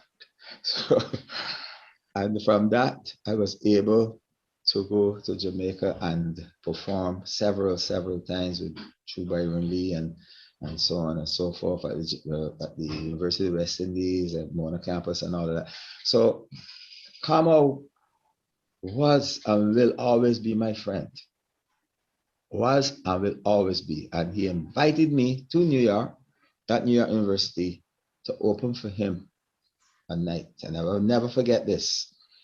The head of the Department of English Literature was introducing Kamau. And he said, I don't have a lot to say about this man. All I would say is that if you think of Shakespeare, think of Kamau Brathwaite, because he's in the same register. He's in the same class. He's in the same breath as William Shakespeare. And I said to myself, that Barbadians should hear what this man just said about our Kamau Brathwaite. Well, about 2 o'clock, in fact, it was 2:02, and y'all noticed that I took a little time to come on. There was a reason. A little poem came to me between 2:02 and 10 minutes after 2.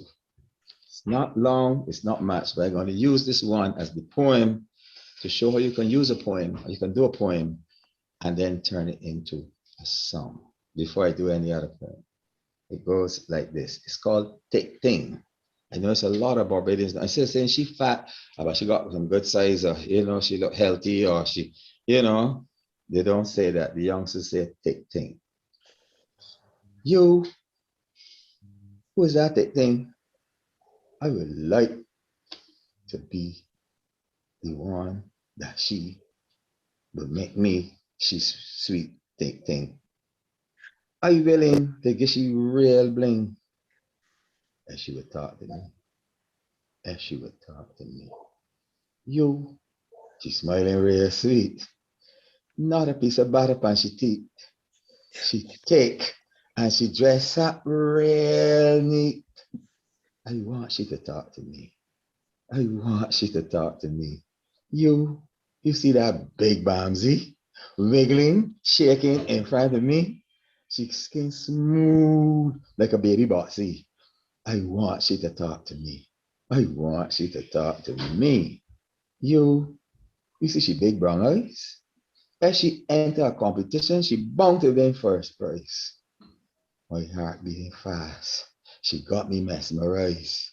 I love she shape and size. You see that thing? I gonna buy she a wedding ring. Wait, what you telling me? That she married already?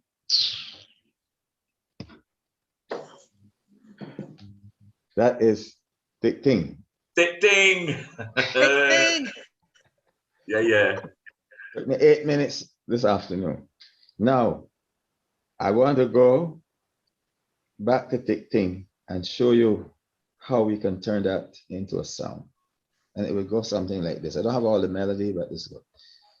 You see that thick thing?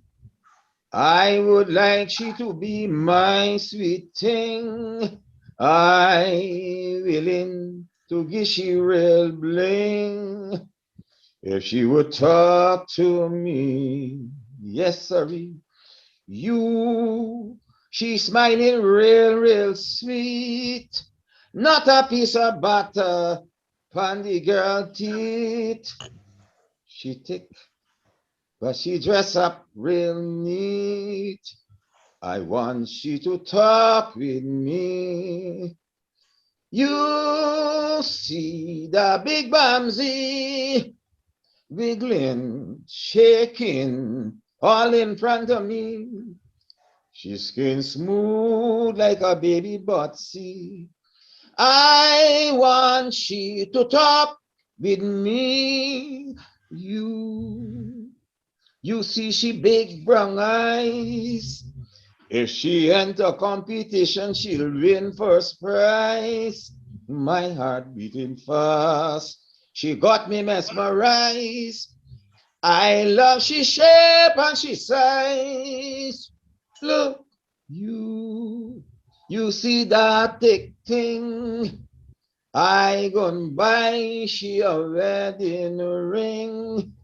Wait, what is that you telling me?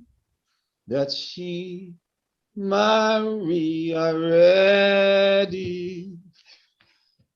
Woo! That's a change you make, right? And that's how it is. And like if I heard a poem by Farrell or one by Sandra or one by Lynette, I would be able to do the same thing. I would just listen to it and something inside of my head said, that's where it is. Yes. Wabi, you gotta do something, boy. You got bring some melodies to the thing. Listen, Yes. The key thing is that the melody, I mean, it's so natural. I mean, you're really a genius. That Gabby, you're bringing melody to the thing, you know. All poetry has music in it, you know. Yeah. And sometimes you can get it easy. You got the timing and the rhythm and the thing is there naturally and you can feel it. But other times, you know what I mean? Even the dead poems have something in there. You just need to be able to find it, you know? Oh, yes. I remember when Kamau was getting married, he called me and he said, Gab, man, I have this poem that I want you to do at my wedding. But what do you think? You could do it? I said, yeah, but would you have any objection to me putting a melody to it? But I will have to like cut out certain parts of it and make it like 4 verses, because what you write here now is about 12 verses. He said, man, Gab, whatever you feel like doing with it, do, man. So I said, okay. And I sat down and I wrote this melody.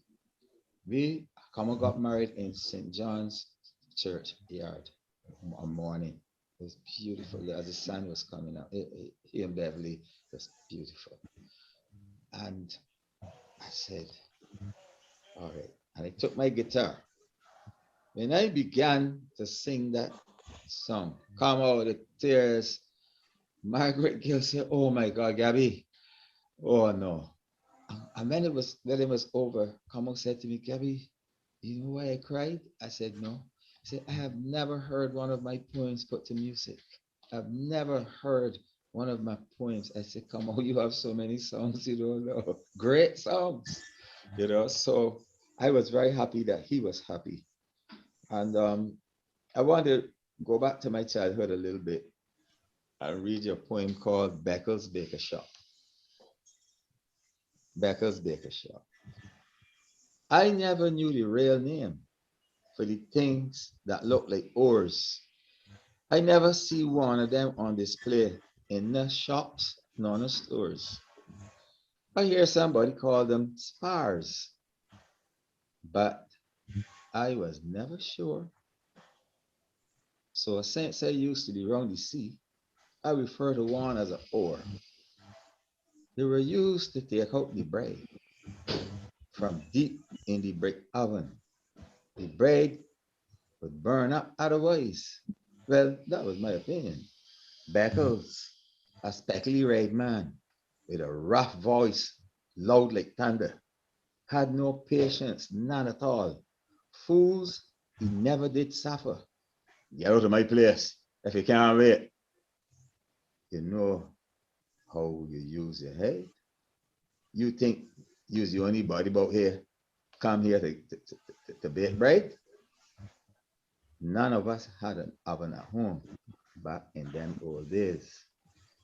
Beckles used his power and clout in so many different ways. If he did not like you, your mother, or your friend, the time that he would make you wait used to look like it would never end. You could be there 3 or 4 hours, somebody else 10 minutes or so. He would put their bread in the oven to bake, and off they would go. It made no sense complaining. Beckles would start to curse in that boisterous voice like it come from hell, making the situation worse. One day, I took some turnovers to get bait for famous Millie, Mildred Watts, who helped to raise me and enough more in the community. I waited and waited and waited. I was a stranger to he. I counted the time and realized I had waited an eternity. Finally, he asked me what was my mother's name, where I live, where I just go to school. Then he made me feel real shame. He tell me how I lazy, that I is a big disgrace, that this time my mother home waiting for me, and I wasting time in his place. He said my mother was his best friend, and how she delivered his children, and how he ought to put 3 lashes in me, and pelt a hard slap in my face. Then he asked who the bride belonged to. When I said Millie, the way he started behaving, I was expecting World War III. The man went for a bamboo rod, but you know I dashed from about there. I wasn't going to let Beckles hit me, that massive red brute. No way.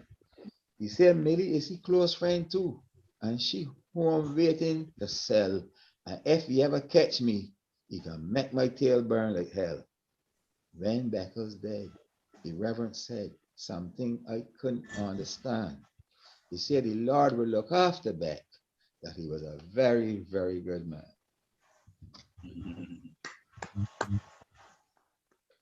And that story is very true. From my childhood days, I had gone to the baker shop, and Beckles was like a dictator. You come in the shop, Beck don't know you, you could sit down there till Christmas morning, come 3 years later. Don't matter.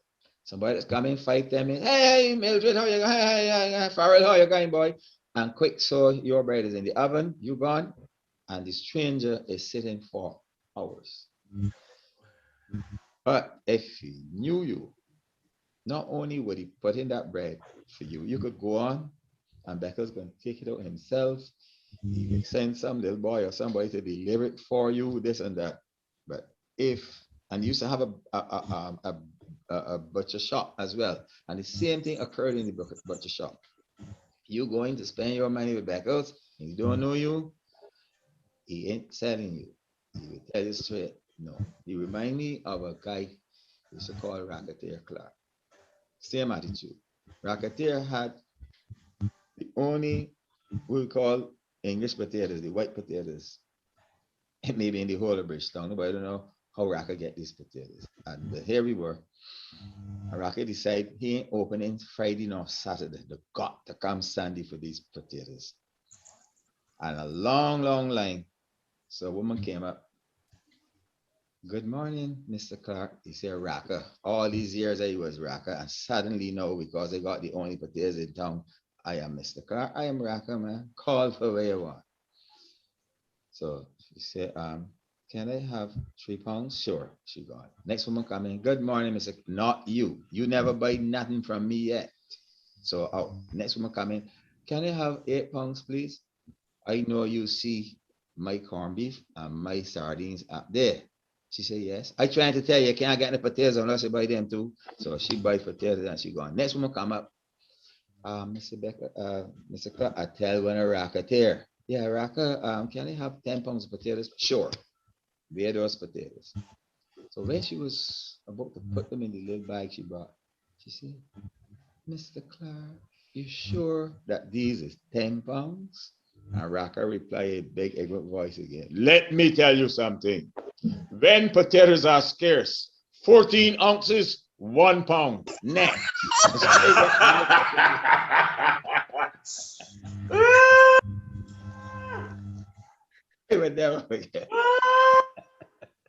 Gabby, you're the boss.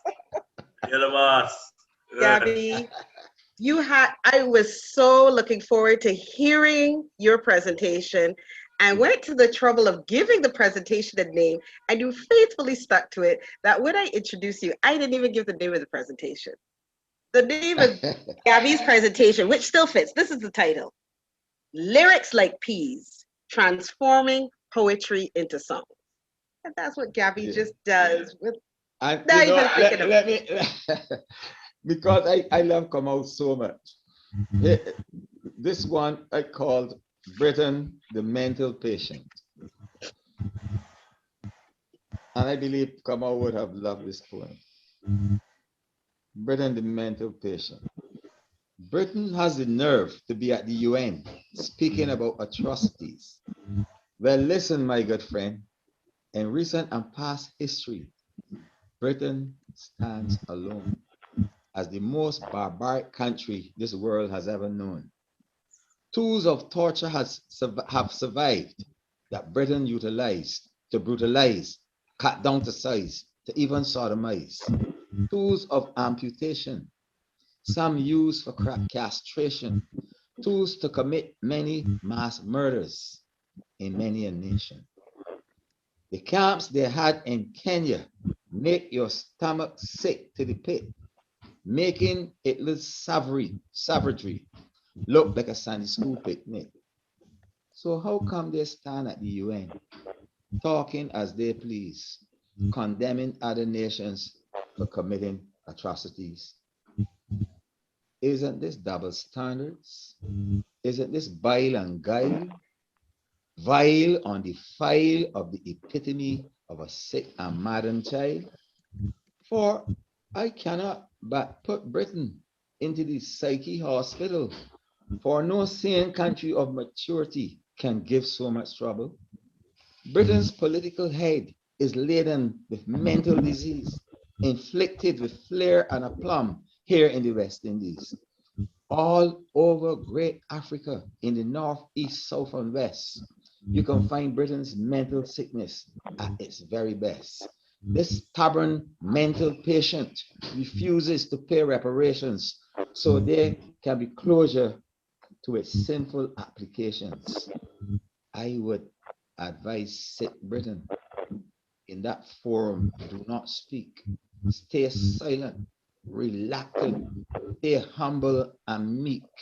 Your voice carries hollow, harmful, shameful, disgraceful, empty rings that stings humanity's soul. Be not be so bold. Whole, take control of tons of humble pie. Eat it in the halls of justice and hear your victims cry. Thank you, Gabby. Thank you very much. Welcome, my brother. When I hear your work, and I don't know how the time is going to be, but there's a poem that I came across. Di Brown was doing it about the cell phone, and he told me that you wrote it. I think it is a fantastic piece of work. So I kind of refer to your. I'm not no literary scholar in that form, but I refer to a lot of your work. I don't know how you're going to label it and focus on it, but this whole idea of the folk poem, you got the ballad, you got it, but there's a unique style that you bring, which is the Calypso poem, the Calypso poem. Which is about the folk, about the people, about it. And I think it's really beautiful. At some point in time, look forward not only to seeing a physical book of this work, but also to see some performances of this work in song, because a lot of them have that potential for song, but also for theater and for expression. So it'd be really nice to see some of your work at some point, some of this stuff that you were writing on your phone on stage and being done through with other voices doing the presentations. Oh, I want to man. thank you people though. I run. That would be so wonderful. Right here, Beautiful, you know, Gabby, everybody. 2 weeks ago, I wrote one called The Halo, the Halo, right? Here, I don't know if I sent this one to you, Frank. Some of my poems I share with Farrell long before the publish. I really don't care. Yeah. It's called The Halo. Some of them also have typos. Again, I don't care. Yeah. The Halo. Get an editor. Deal with it. The light was bright, soft like moonlight, beam a constant flow, an angelic and unrestricted, beautiful halo. He with back against his wife, oh life felt sweet for sore. He smuggled up, he bundled up to her a little more. He smiled, and soon heavy slumber crept into his most soothed mind. Unconsciousness put him to rest. My goodness, he felt fine. The morning seemed to come quickly. He woke feeling alive. To tell her what he saw last night had unbelievable drive. The thought played havoc with his mind. Anxiety to unpeel, reveal that luminous experience of the halo fully on show, played games on his conscience. She took a long 15-minute bath, 45 minutes early. He followed suit. She looked real cute in Nurse's unclothed robe. He felt he should delay the news that urged him on to pry deeper into the great halo, her blessings from on high. She seemed not to be in a joyful mood, which puzzled his inquiring mind. But since she seemed a bit grumpy, he'll leave it for another time. Your breakfast ready, came her voice from in the kitchen area. Cold, without a single smile, they both ate silently. What could have made her act this way? What upset his baby? She dressed in silence. Tension flowed as thick as a knife. He tried to hug. She firmly shrugged. His loving, beautiful wife. He dropped her off to work that morn. More silence filled the air. Darling, what's wrong? His voice was strong. She pretended not to hear.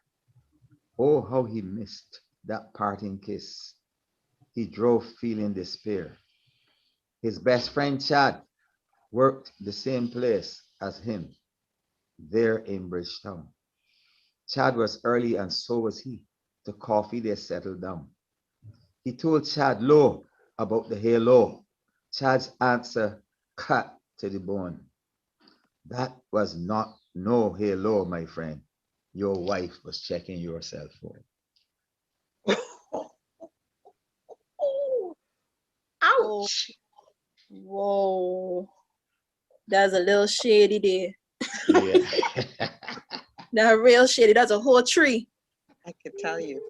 Gabbert, let me tell you, we are looking forward to a whole poetry session with just your work. Thank you so much. Call you later. Call you later. Yeah. Gabbert, thank you so much. You delivered us a poetry feast and my gut busts. Honestly, cannot wait until we have a show just for your work. But what we're going to do now, thank you so much. What we're going to do now is see if at least we can maybe take one question. I know we had a lot of people, so we are actually in the happy problem having a lot of people that want to share. And unfortunately, it looks as if we just didn't anticipate that we would need more time to do that. But believe me, we are going to find a way to be able to marshal those questions. And I am sure that the Sagicor Cave Hill School of Business would definitely facilitate us to be able to have a forum where we could sit down and be able to take this a bit more forward, delve more deeply into some of the presentation, the excellent presentation that we would have had. So I'm going to invite Lashawna to be able to take a question. So you will lead with this, and so we can wrap up by 4:30. Yes. Okay. One of the questions I'm seeing here from Samuel Hines is, what initiatives can a small Caribbean community with limited resources develop and implement to compete and effectively challenge in the global market? He said they already have such vast and varied cultures like Africa, China, India, Japan, and Europe and North America. But we rely on TikTok to be our vehicle on the way forward. How do we finance such institutions? His question, Samuel Hines.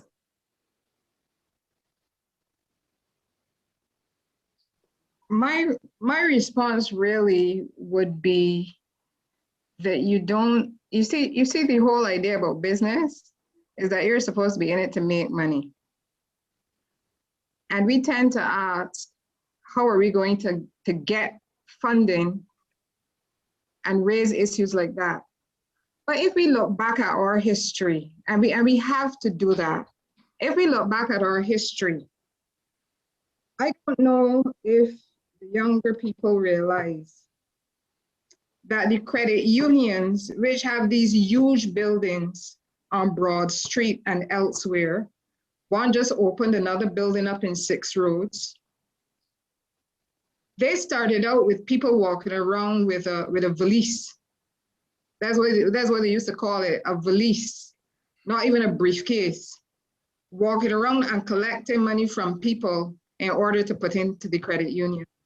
That's how the credit union movement started. It didn't start with those big buildings. You have the West Indies cricket team. When the West Indies cricket team started to conquer the world, everybody would have said that we didn't have the coaches, we probably didn't have the, what you would call it, the nutrition, all kinds of things. We did not have these nets and these practice pitches and all these different things now that you see people are using. Our West Indies cricketers did not have those things, yet they went out there and they conquered the world. Mm-hmm. It's done time and time again. There are people that you would see when you read history, for example, in the United States. People who couldn't read, Black people who couldn't read, they couldn't write, but started huge businesses, which they then sold on. And I'm not talking about in this current time. I'm talking about 50 years after slavery ended, when these people had nothing. So I think that thing, you see, and people put that kind of thing in our mind. We have to stop thinking that money can stop us. Do you know how many people graduate out of university? Their parents aren't rich, they aren't rich. And they go there and they have to start a business from scratch and they get it done.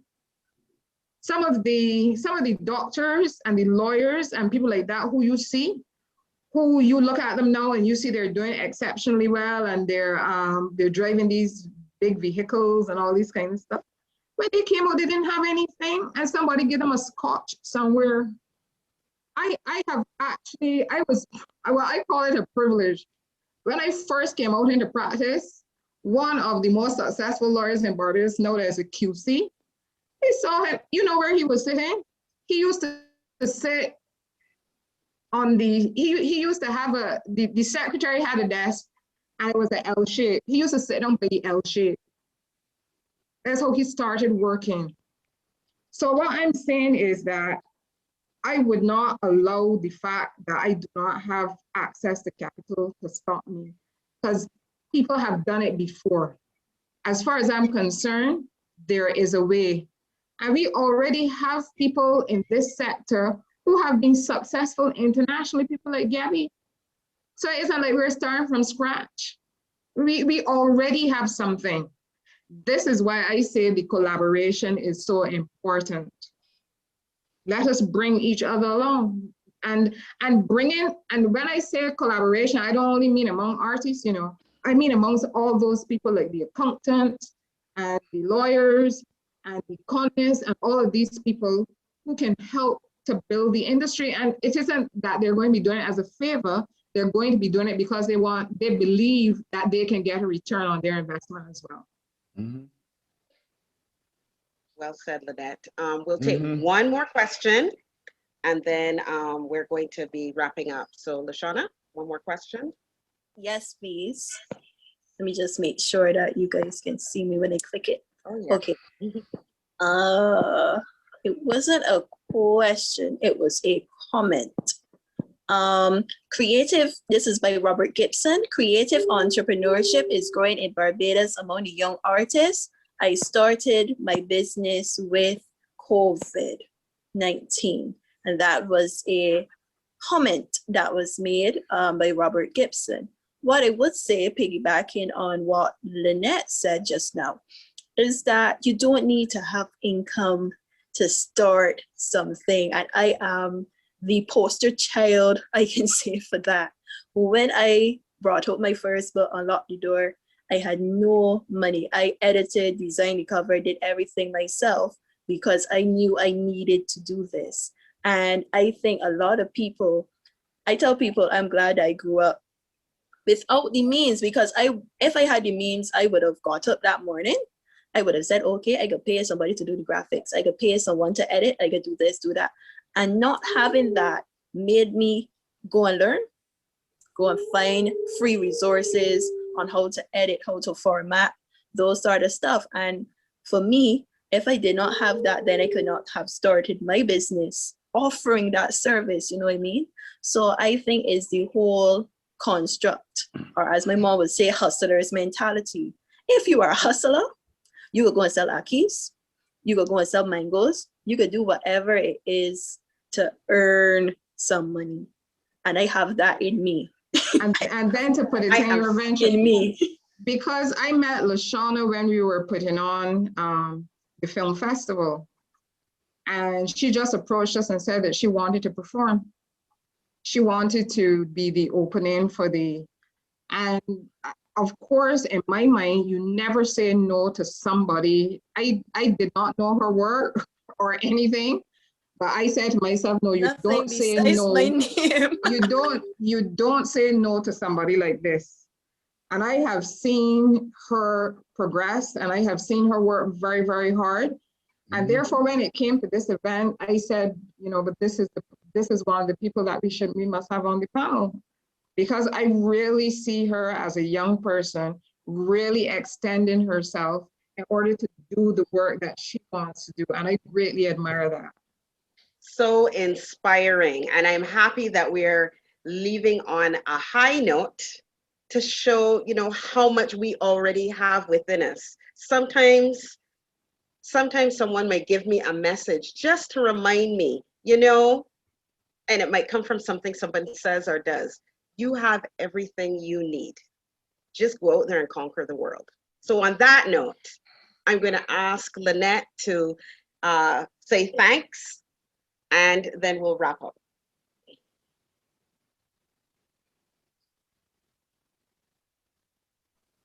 I know we don't have a lot of time, so I'll be very, very quick with this. I really want to thank Dr. Anthony Gabby Carter for being with us. When Sandra said to me that Gabby says that he can come between 2 and 4, I said, well, it's a done deal, it can happen. Because even if it's just Gabby, it can happen, right? And so the time was set when Gabby was available. Farrell, I've seen and heard your work, I mean, over the years.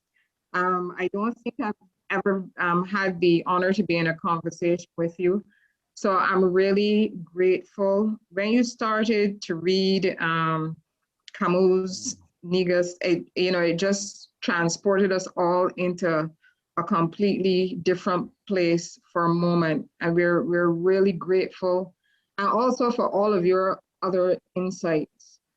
Lashonna, as I said before, you're an inspiration. You work hard. I must say I have a soft spot for people who I see working hard and pushing. When I see people like that, anytime that I can help, I always do. So thank you for being here. Thank you for bringing your energy. Thanks for your poems. I believe that your work has developed over the years since I've known you. It's got better. I thought today was excellent.